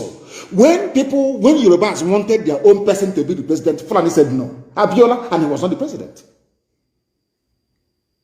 What people are doing inadvertently, what people are doing with them is that they bring this burden upon themselves without understanding the idiocy of supporting one Nigeria. The reason why I touched upon this is because the only thing, Nigeria is a totalitarian state. They give you the misleading and erroneous impression that somehow we are all together in a democracy. Nigeria is a totalitarian state. It's not a democracy. Why am I saying this? Now, there is insurgency all across the north. Restiveness in the south, so to speak. People agitating for their freedom. Let me tell you the recommendation that they come up with in Kaduna. The stakeholders recommended that security operatives be equipped with modern equipment to boost efficiency necessary to win the trust and confidence of the people. Who are the people running your security agencies? Fulani. Who are the people causing the problem of insecurity in Nigeria? Fulani. And I stand this night and I ask everybody who is in that zoo, every animal in the zoo called the Nigerian, I want to ask a simple question. Just name somebody, one person that reported the activities of Fulani killers and headsmen to any police or divisional police of headquarters manned by a Fulani person and something was done about it. 4 times now, the Fulani headsmen have attacked Enugu. 9 times they've attacked Ebonyi. At no point during these attacks did the commissioner for police in any of these states, never ever during these attacks did the commandant or the head of army at 82 Division ever send soldiers to go and stop the slaughter of the innocent in the villages. Never. But they are there. Their job is to keep Nigeria united, not to secure Nigeria. That is why this evening, as we are live on air, I'm announcing that people should stop traveling in and out of Enugu at night. Now, the Janjaweed are operating from Loba given to them by Odus Okalu. Loba is a terrorist base of the Fulani in our land. But you have governors all over the place. You have people living in Abuja and in Lagos, pontificating and talking rubbish every blessed day about their beloved one zoo, one Nigeria. This is what is happening in our land. This was exactly what gave birth to Eastern Security Network. They have met in the Kaduna. They have held a meeting. Nobody said we should recall all headers and ban open grazing. Oh, sorry, not to ban, to enforce the ban on open grazing of 1969. Nobody is saying anything about it. No, 1968. And I must correct myself. 1968. They're not saying it. Nobody is saying that the bandits they claim that came from Mali, from Chad, from Niger should go back to their land. No. All that concerns them is security, because they need to hold all of you down. As they are pinning you down, the Fulanis are coming in and settling in your farmlands and in your forests without you knowing about it. Or you may know, but you cannot speak. Those you are relying upon to speak have been selected by the Fulani themselves to serve their interest. And you call them governors, you call them Igwe, you call them Eze, you call them traditional, you call them local government chairman. These are people. It's a long-running project of the Fulani to select your leaders for you. And they have succeeded. And that is why, in our time, in this age that we are in, Fulani killers can go into Ebonyi State and kill people. Even the governor will not acknowledge it. The army will come and take away the dead bodies of those killed, so that the world will not know about it. Because if you go to bring me evidence. How am I sure that they killed people in Ebonyi? How am I sure? Meanwhile, the army took away the bodies. But when the Fulanis were doing the killing, they were nowhere to be found. After the killing, they communicated, say, oh, we are done now. Come and take the bodies. The army will come and take away all the bodies. This is happening in Biafra. This is happening in Igbo land. But you have governors. You have people that claim they're governors. And they said they launched Ebube the other day to protect our land. Within 3 days of their launch of their so-called Ebubago, Ebonyi was under attack. They never responded. It fell upon IPOB to command the Eastern Security Network to go and do the needful to secure our land. And people don't understand what we are facing every blessed day. Every blessed day.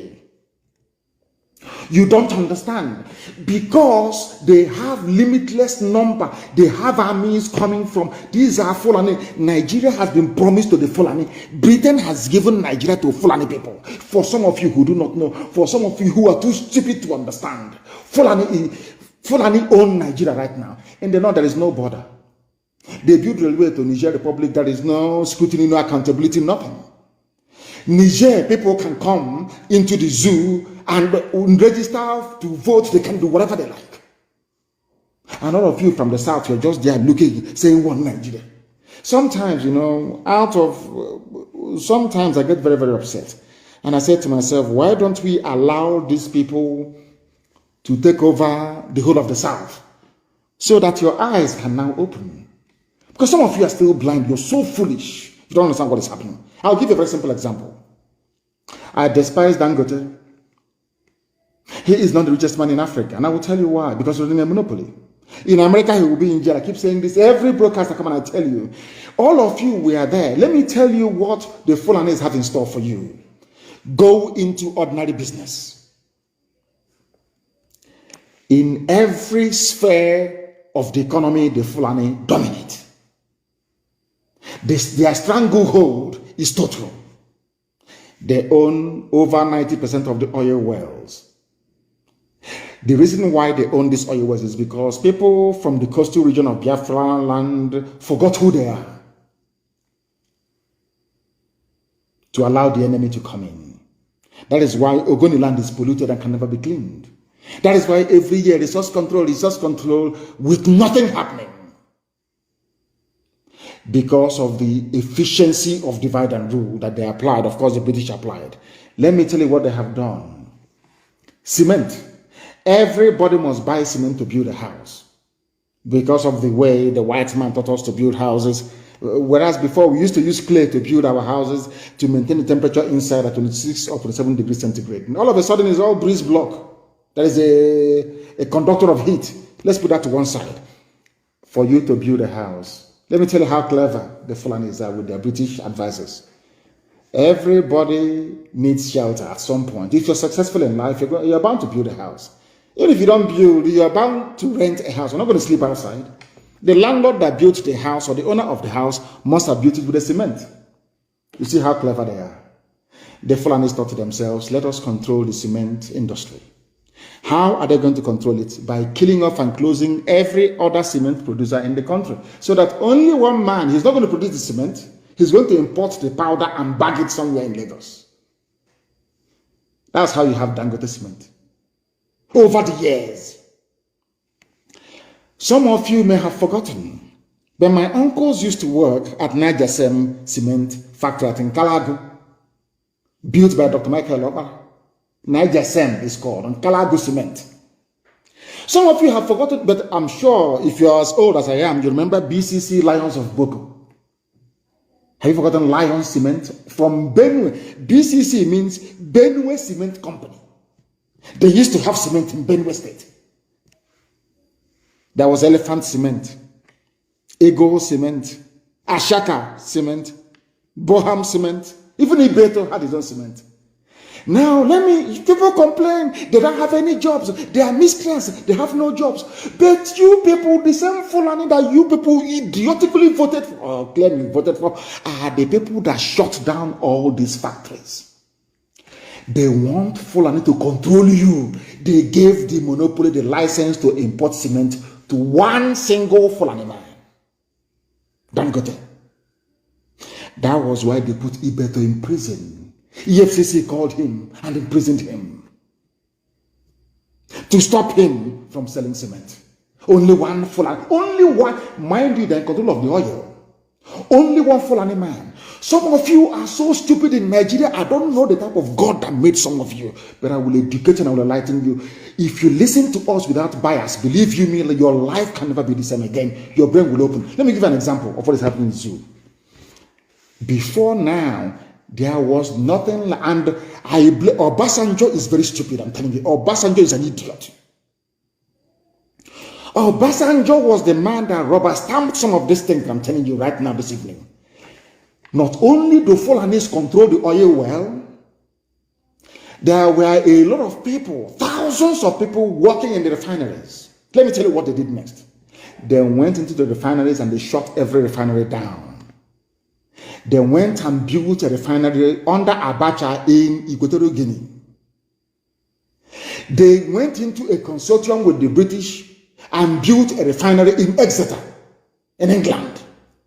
Now, this crude oil that previously would have been refined in One, in Iguacha, Port Harcourt refinery, in Warri, or to an extent Kaduna, now we ship them abroad and made every worker in that place useless, rendered them unemployed.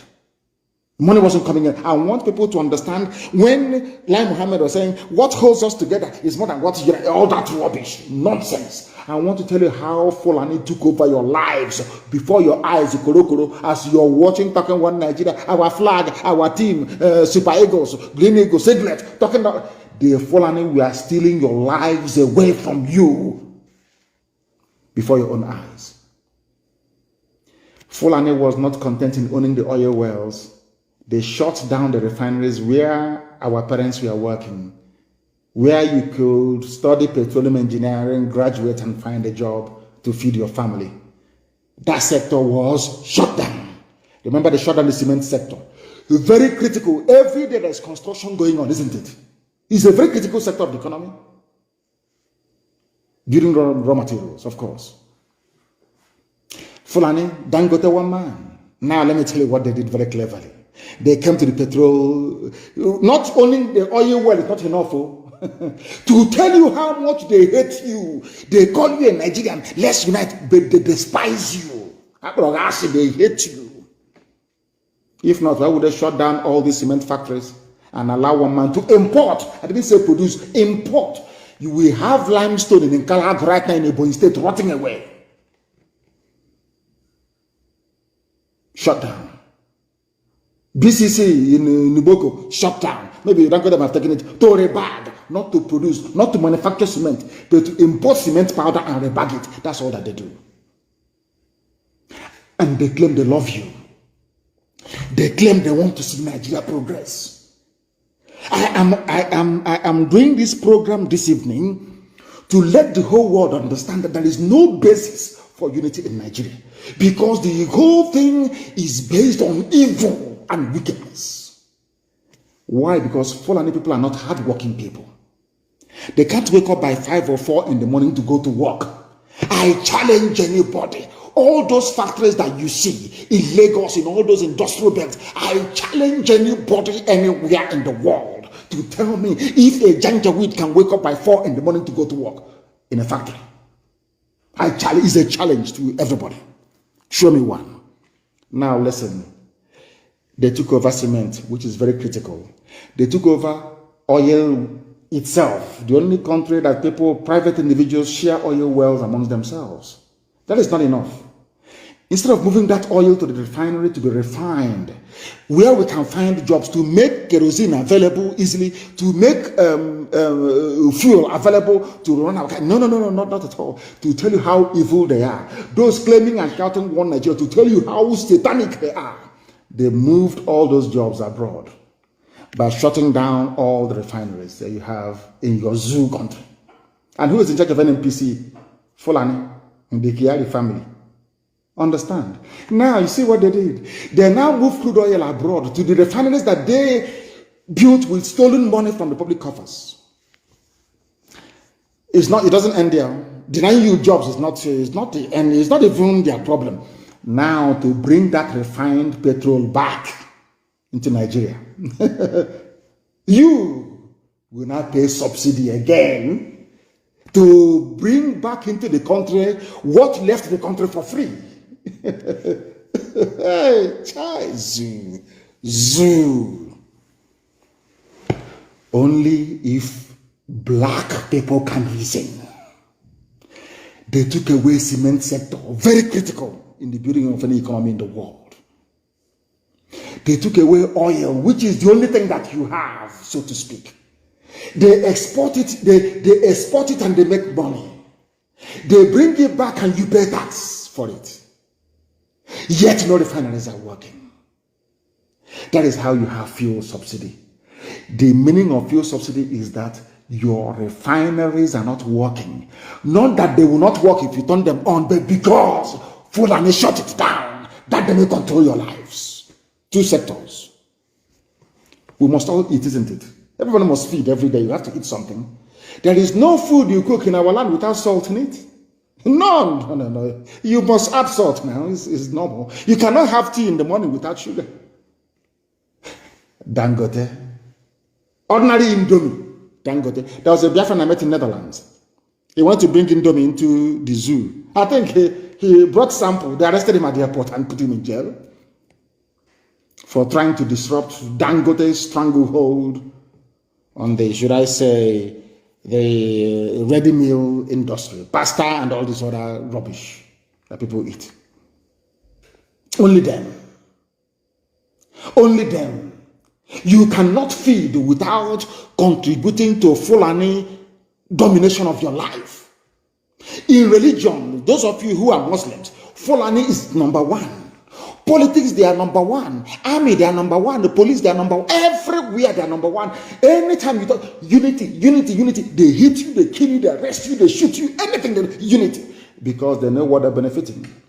The final game is to hand over our land and our forests to their brothers and sisters from the Sahel. And it's happening before our eyes. One shut down refinery that could have employed millions of people. Igbocha down, Warre down, even Kaduna. Who built Kaduna refinery? It's not Obasanjo. They asked me, said he's diversifying the location of major industries. He wanted to please the Fulani masters that put him in power. They built Kaduna refinery. You have to move oil all the way from the south to the north. They can pipe oil to the north and everywhere else, but they cannot pipe clean water to your homes. They cannot pipe gas to your homes. And they tell you, we protect one Nigeria. We are all Nigerians. We are going to make progress. Progress how? For how many years? How can you make progress by shutting down industries that employ people rendering them unemployed, and importing into the country finished items and products that you could have produced in your country. Are you listening to me? So what Lai Mohammed is saying is rubbish. He was born in Ilorin, and I'm sure he's a Muslim. So to him, Islamic rule is nothing. In fact, he'll welcome it. He's a Muslim. That is why he is pushing for the caliphate agenda, that they may dominate our lives.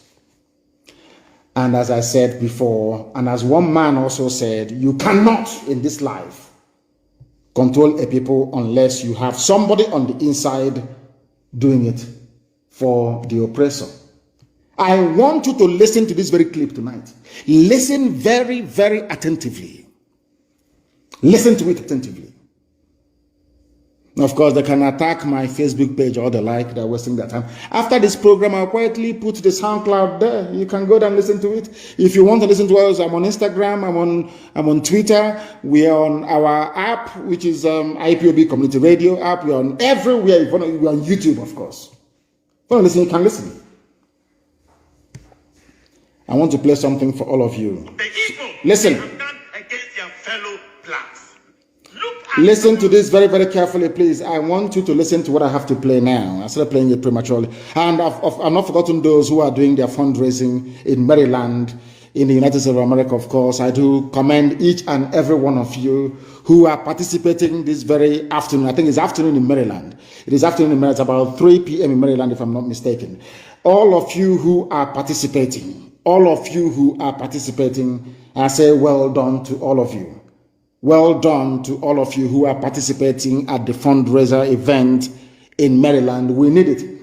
And not once, it has to be continuous, please. When you pay tax, you don't pay tax once, it's continuous. We need to defend our land. It has fallen to us to defend it. And we are doing it very, very gallantly, I assure you. We are fighting a whole host of enemies, your stupid governors, some foolish Igwes. We are fighting Efulefus, we are fighting informants, we are fighting Nderi, we are also fighting the Zoo army, the Zoo, everybody. Only this noble family. And if Elohim is not with us, how can we make the progress that we have made so far? I want you to listen to what this man has to say. He's a preacher, I'm telling you. A preacher of the truth.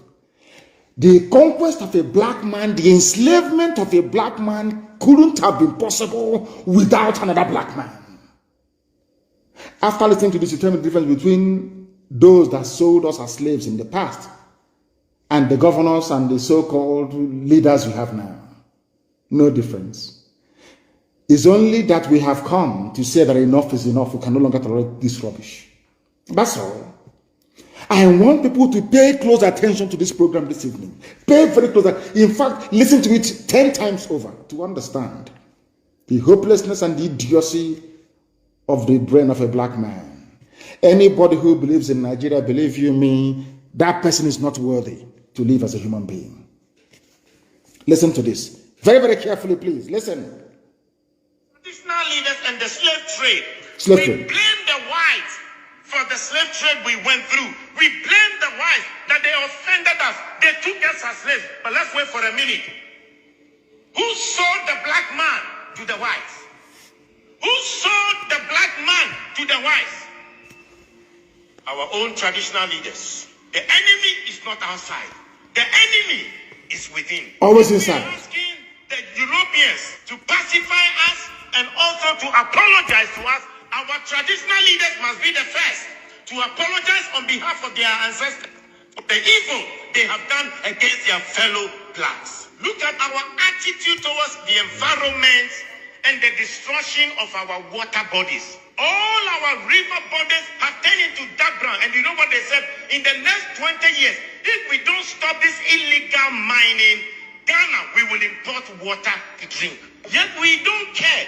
And Chinese, they will come from their country into our forest, destroy our forest, destroy our land, and illegally mine and damage our waters. How can they come if the traditional leaders didn't give them permission to do that? And in one instance, while they were there, our military went there to protect them. Our own military Africa. is supposed to protect This us. is black. Oh, Lord, Foreigners destroy our water and destroy our forest. The enemy is not outside, the enemy is within. If you look at our own systems and structures in our country, we don't have a better system to improve the lives of people. Pastor, I was surprised when I read in China, they had a 10-year vision, and they said from 2011, their vision was that in 10 years from 2011, and 10 years from 2011 will be what year?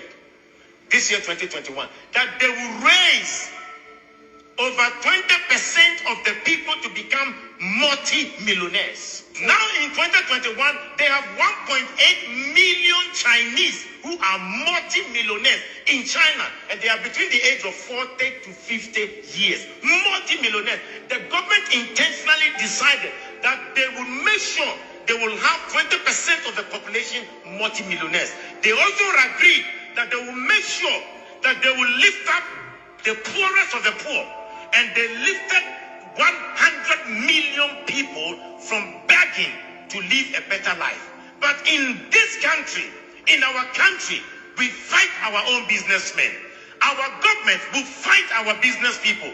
When they know that your business is thriving, and they know that perhaps you are not sympathetic towards the running party or the ruling party, they will fight you, collapse your company, and make you poor. When in China, they want to make the people rich. In Africa, we want to make our own people poor. The enemy is not outside. The enemy is within. Look at our African... Do you now understand it? Very clear. A preacher from Ghana preaching the word of God. This is what I call preaching. Not all that nonsense they talk about. The 40 million auditorium rubbish. They can never speak the truth. Imagine if every Sunday in the churches that you have in the south, even in the middle belt, the priests were to climb the pulpit and repeat exactly what this man is saying. There will be a revolution overnight. What the preacher did not say is that in China, before China became what they are today, there was a revolution by the people. Do you understand? This video is very clear. The enemy with black people, the enemy is always within. It's a good thing he's preaching from Ghana. The people that conquered Nigeria for the white man are Ghanaians. The West Africa Frontier Force is from Ghana, recruited from Ghana to come and fight. Fought us at Benin, fought us all the way at Harochukwu. Ghanaians recruited by white people.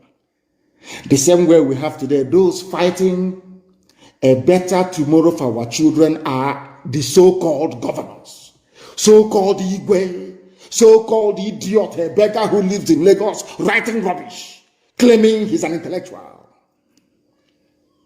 Compare the future they're offering you to the future that we are offering you. We are offering you a future of employment, a future where the vision of the government will be to produce, let's say, 2,000 millionaires every blessed year. The leaders of China are not making these millionaires for themselves, not the politicians, no, ordinary people, because they love their people. Look at what is happening where we come from. They impoverish their own people. Chinese, how can you build billionaires without industries and factories? But in the zoo called Nigeria, the lives of Ibeto are being impoverished. People who could have been millionaires are being impoverished, so that the Fulani that is so work shy and lazy can ascend the throne of power, riding on our collective ignorance. That is why I hate Nigeria. Not that I hate the people in it or anything of that sort. It is the pervading ignorance that I find almost debilitating, I'm telling you. It is shocking. How long are we going to continue this way? They held their meeting in Kaduna. Nobody talked about youth unemployment. Nobody said, how are we going to get our children meaningfully employed? You claim you love your children. There are no jobs for them when they leave university. You have not sat down to strategize, to say, how do we provide? It is your job as a politician to provide jobs, or at least to create the enabling environment, to allow industries to thrive. But it is not happening because you don't love the people. That is why your first recourse is DSS arrest, army shoot. Because you are a tyranny. You people don't deserve to live.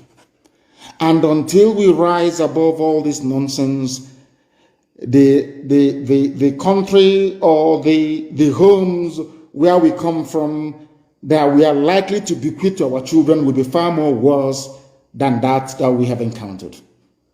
In a country where hard work should be encouraged, where millionaires should be encouraged to emerge, because every millionaire has to employ somebody, even a house girl, or a houseboy, or a gardener, or a cleaner. Somebody is earning money and paying tax. So it is in your interest that you have that everybody is well off. But in Africa, we think that it has to be only us, only me and my family, me and my people, only us, only me will have the only upstairs in the village. It's not very good. The way we reason is very bad. Before our eyes, Beto was persecuted to extinction. He did nothing wrong. He's a businessman. He did nothing wrong. They squashed him. Some of you don't know, in a place called Numan, N-U-M-A-N, Numan, in Gongola State, in those, I don't know what they call it. What's Gongola State now? I don't know what they call it now. Is it Yobe? There was a place called Savannah Sugar Company. My uncle, the Mahamefle, used to work there. I was to go there on holidays, and I was told that the company has been shut down. Savannah Sugar Company in Numan. Do you know they used to produce sugar? In Yobe State, Yobe, they used to produce sugar there. Nobody is coming up and saying, let us revive this Yobe. It will give our people jobs. You know, with sugar, you do a lot of things with sugar anyway. Some of you don't know that the rum you drink, you know, the Southern Comfort you take. You know, rum, Southern Comfort. It's sugar from sugar cane. You don't know that sugar is alcohol. You don't know that? Hey. Sorry, it's Adamawa. They say it's Adamawa. I do apologize. I don't know which is which. I don't know which is Taraba, Adamawa, all this rubbish, all these stupid, idiotic names they come up with. I used to know Gongola State. In Gongola in those days, there is a place called Numan. If Fulani Janjaweed were working in the sugar factory, what time would they have to go and do banditry? Lai Mohammed and his so-called intelligent stakeholder group will not discuss this. You have stakeholders who are themselves bandits, economic bandits and criminals, holding down your fortune and your future on the ground without any of you knowing about it. There is a place, the largest textile mill in West Africa was in Kaduna, built by Ahmadu Bello. It's shut down. Today they import textiles from abroad. London farm settlement, from where the Malaysians came and learned how to plant palm tree, run down. Some of you, I said this thing many years ago, some were in a shock for days. Let me repeat. Do you know that Nigeria imports palm oil? We import palm oil from the same Malaysia that we taught how to process oil, palm oil. And the people responsible for this destruction of our future will stand up and say, we love you, we love Nigeria. I mean, come on, for goodness sake. Are we that foolish? Are we that stupid? I'm asking all of you. That is why they don't want us to preach. That is why Facebook will suppress, remove people, make things as horrible as it is. But had Mark Zuckerberg been a zoo product, his invention or his creation will not see the light of day. He will not be a multi-billionaire today. People don't understand what we are fighting. We are not just fighting so that we can be free. We are fighting to set other people free, to create a future that our children can remember and say, our fathers did this in our time. The same way that the Chinese are doing for their people.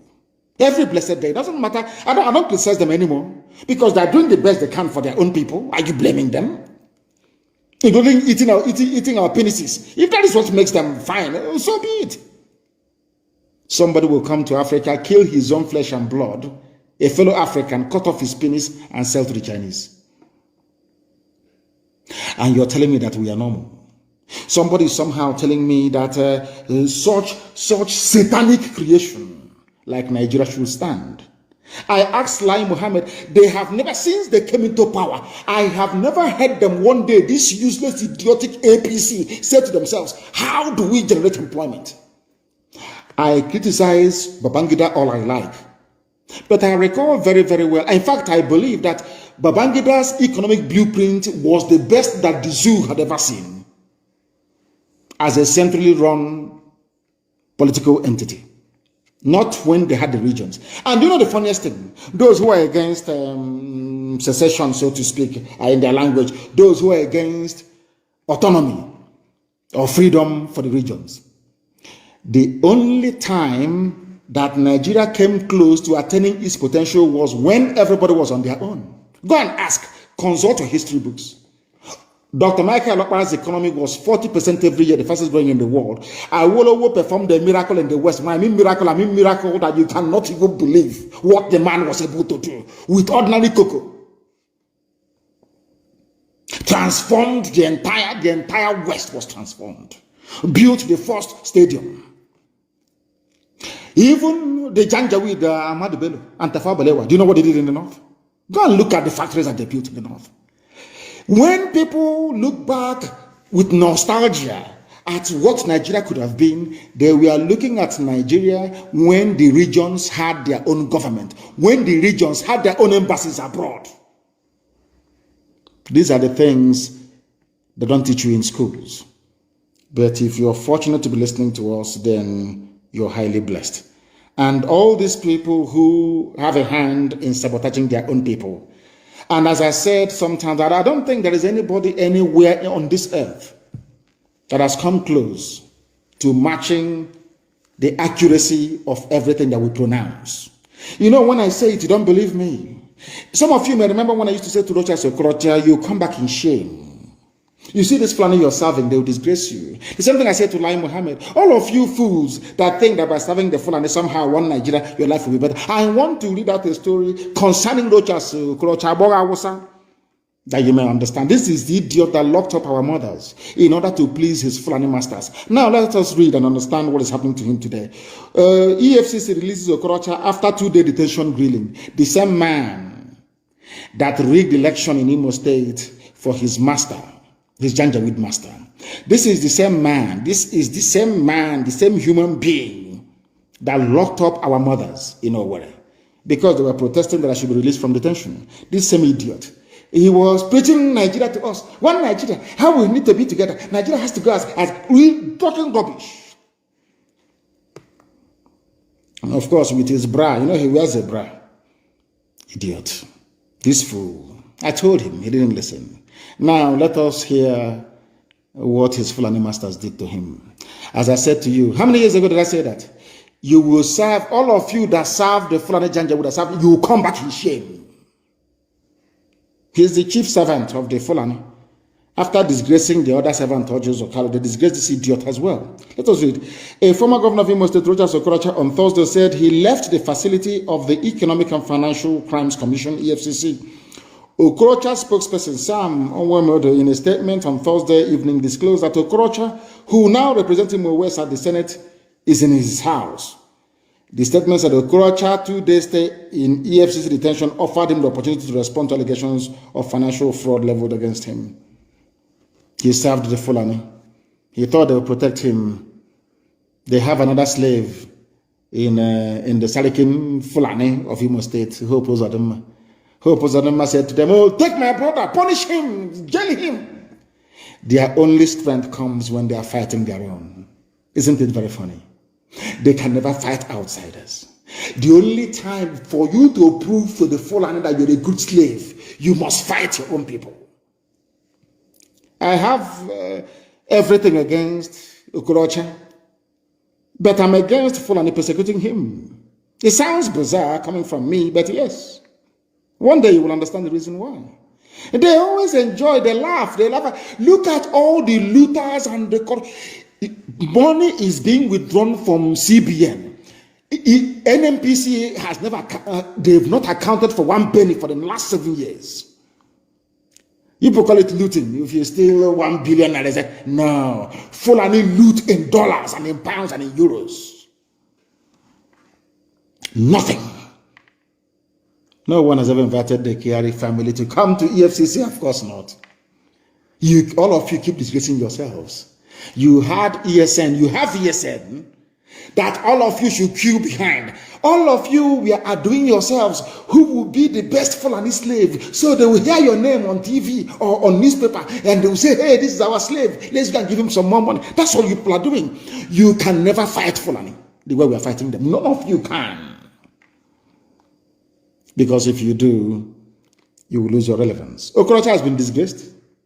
Look at him shouting, his presidency is there, rotate here and come to us. And one year and guys just catch the idiot and put the Osan in a prison and it's finished. Detention to tell you are nobody.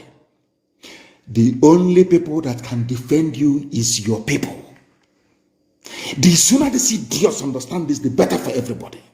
The only people who can defend you in your time of need is the same people that you're selling out today.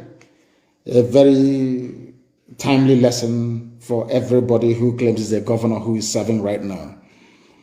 And we received also very distressing information from Bende. There is a young man in Bende, the Bende local government and his deputy. Some villages in Talaku in Bende, local government is empty of all young people. The Janjaweed have taken over the entire place. Some of you don't even know the news that is happening in your villages. You are in Lagos and Abuja shouting one Nigeria. You don't go make a phone call to the village. Some of you in America, some of you call the village tonight. Just a very simple question. Can you tell me where the Fulanis are, being kept or harbored in our village? They will tell you. One single signal and everybody's gone. Britain will give money to, in fact, Fulani will give money to Britain to give to CNN, to give to BBC, nobody will talk about it, and you're finished. Look at the slaughter at Agatu. Look at what is happening in Benue. Look at how they slaughtered people in Jos. You people have no idea. For very many years, consistently, Fulani kept attacking until they overwhelmed Plateau. The same thing in Southern Kaduna. The same thing they're going to do to you. If not, that my heart and my mind won't allow me to let the Fulanis overrun our villages. I won't let that happen. No matter how stupid some people are, I can't allow that to happen. Because it's another way of the devil saying, prodding us to say, so one day out of anger, we'll say, okay, we will no longer defend our land. Fulani come and take it, and Fulani will take it. After all, before the Fulanis attacked, I was the one who made them to attack first. I said to them, if the Fulanis had any brain, they will attack now and take over our land. And they not up to 3 weeks they came. And they're still there till today. And we're flushing them out. The people who are betraying you are your own people. A white man couldn't have colonized Africa if not for the stupidity of a black man. We could not, today we have blacks who are suffering in America, slaves all over the Caribbean. Of course, these are free people that the British and the Europeans converted to their slaves. Because a black person sold them. That is why I don't believe in all this reparation, blaming a white man for slavery. I don't blame them.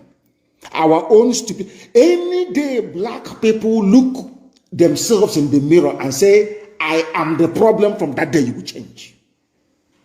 From that day you will change. Look at people who claim they're leading you in the zoo, in APC government, telling you every day, unity, security summit, security, unity summit, security summit. Nobody talks about jobs or housing or social amenities. No, security and unity.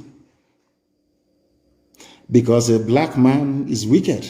I'm sorry to tell you, we are wicked, I'm telling you. Evil upon evil. All these people, they know, even Lai Mohammed knows that the greatest time that Nigeria ever had was when everybody was on their own. In fact, Nigeria was a confederation. The East, the North, the West, and after a time, the Midwest. There was competition. If Awolowo builds a factory, cement factory in the West, Obala wants to build the same thing in the East. Tafawa Balewa wants to build, Ahmadu Bello wants to build the same thing in the North. There was competition. Competition. Every day we talk about Liverpool, Chelsea, this. How do you know all these teams? Because they are competing. But when it comes to the zoo, allow us to compete in Nigeria. Let everybody, they say, no. One Nigeria, one mediocrity. That is why if you don't learn anything here, you will not learn anything in your whole lives. And the people in the zoo are suffering. And sometimes I wonder if our senses are not correct. Is it that when we read all these things that's happening everywhere, we don't... what is wrong with us? Things are happening everywhere. Residents who fled Damasak return alleged molestation by Niger Republic soldiers. In Nigeria, you're being raped and shot at every blessed day. You run to Niger Republic, the same thing that you're facing. You know, sometimes you begin to ask yourself, has God forgotten Black Africa, or we must have done something?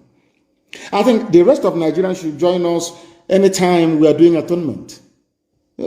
Something has gone wrong somewhere. Some of the residents that fled when Fulani terrorists attacked Borno State, they fled to Niger Republic. They have started returning back to the area. But mind you, those they attacked by Fulani terrorists in Yoruba, and some of them are still in Benin Republic. They said that the governor of the state spent the night in Damasak to ensure the safety of the people. But what we saw in Niger Republic, we don't want, even if, one of them said, even if the terrorists are coming to kill us again, we would rather stay here and die than face what we faced in Niger Republic. Black people in Niger, they saw vulnerable women and children, most of them Shua Arabs, who are in Borno. Most of them, Kanuri, fleeing from terrorism. They ran into Niger Republic. The soldiers of Niger said, hallelujah, they have come. They lined them up and started raping them. The same thing. Remember what I said, what goes around comes around. The way they raped our women from Obibo is how the mothers of those that gave birth to the vagabonds that raped our women are being raped in Niger. What goes around comes around. You know, the thing about Nigeria and Nigerians is that they're so stupid. They're the most stupid people on the face of this earth. I consider your average Nigerian as the embodiment of stupidity, embodiment of idiocy. They cannot reason.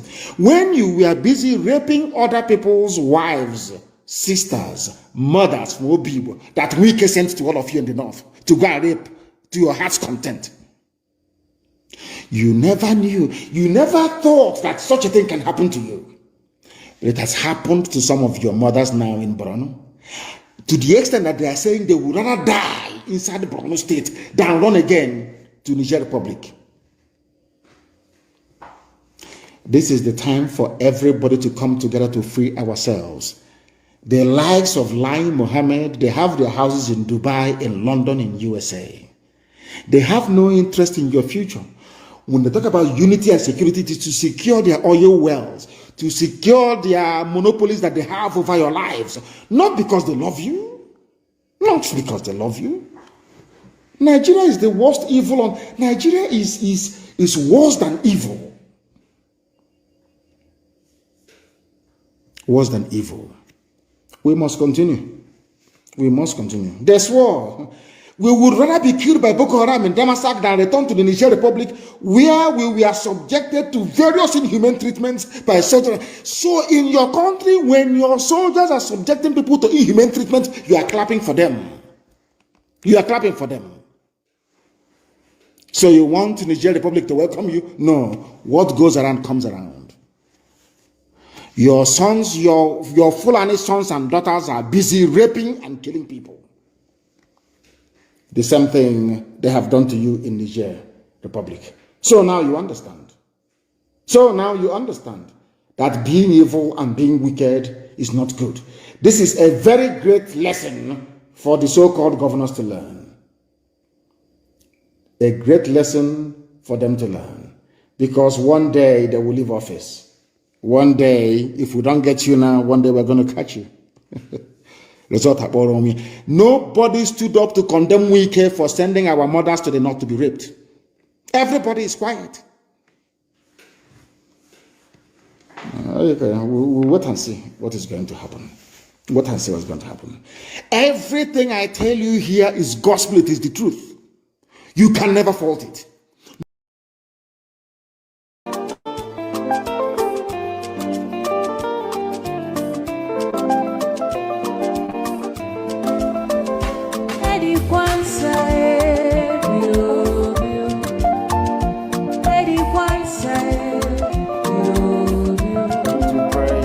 language of heaven, the very oldest language on the face of this very earth. Chiko kikabia mapuni nyani chineke n'ogende sona efewe na isiala nyina na koza hanso ya mbuni onye na jama we na nzozi zali anya na ge farusi obona nege ole kali nyani nekere ke mama nekere obia mnendi ndị nsọ na kriya na isiala nyina obadi ndo ndị na tukole n'ụtụtụ a ehihie abalị n'ụwa niile wee na-arịọ gị mma gị anyị wee na-arịọ gị ezi ebube gị ngozi tinye ọgbara n'etiti ndị iro ka ha rapụ ndị gị ka ha anyị onye bụ nna Chineke na ndị nsọ ka aka nsị ndị dị etu a wee baa ise obodo kwesịrị isi wee laa ya n'ihi anyị wee na-arịọ gị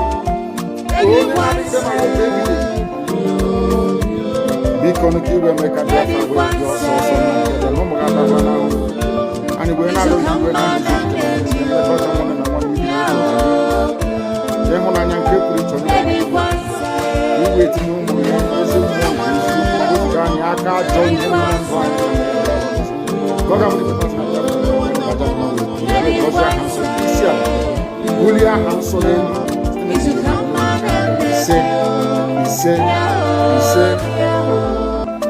But you know what? They would like you to believe that someone Ekpa is the cause of this. No. I am the solution, and the only way they can get to you is by kicking me out, which is not possible. I have come. Look with you.